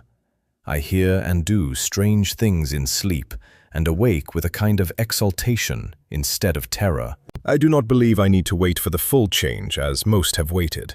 If I did, my father would probably shut me up in a sanitarium, as my poor little cousin is shut up. Stupendous and unheard-of splendors await me below, and I shall seek them soon. Ia Cthulhu Fatagan. Ia. No, I shall not shoot myself. I cannot be made to shoot myself. I shall plan my cousin's escape from that Canton madhouse, and together we shall go to marvel-shadowed Innsmouth. We shall swim out to that brooding reef in the sea, and dive down through black abysses to cyclopean and many-columned Yahuntley, and in that lair of the deep ones we shall dwell amidst wonder and glory forever.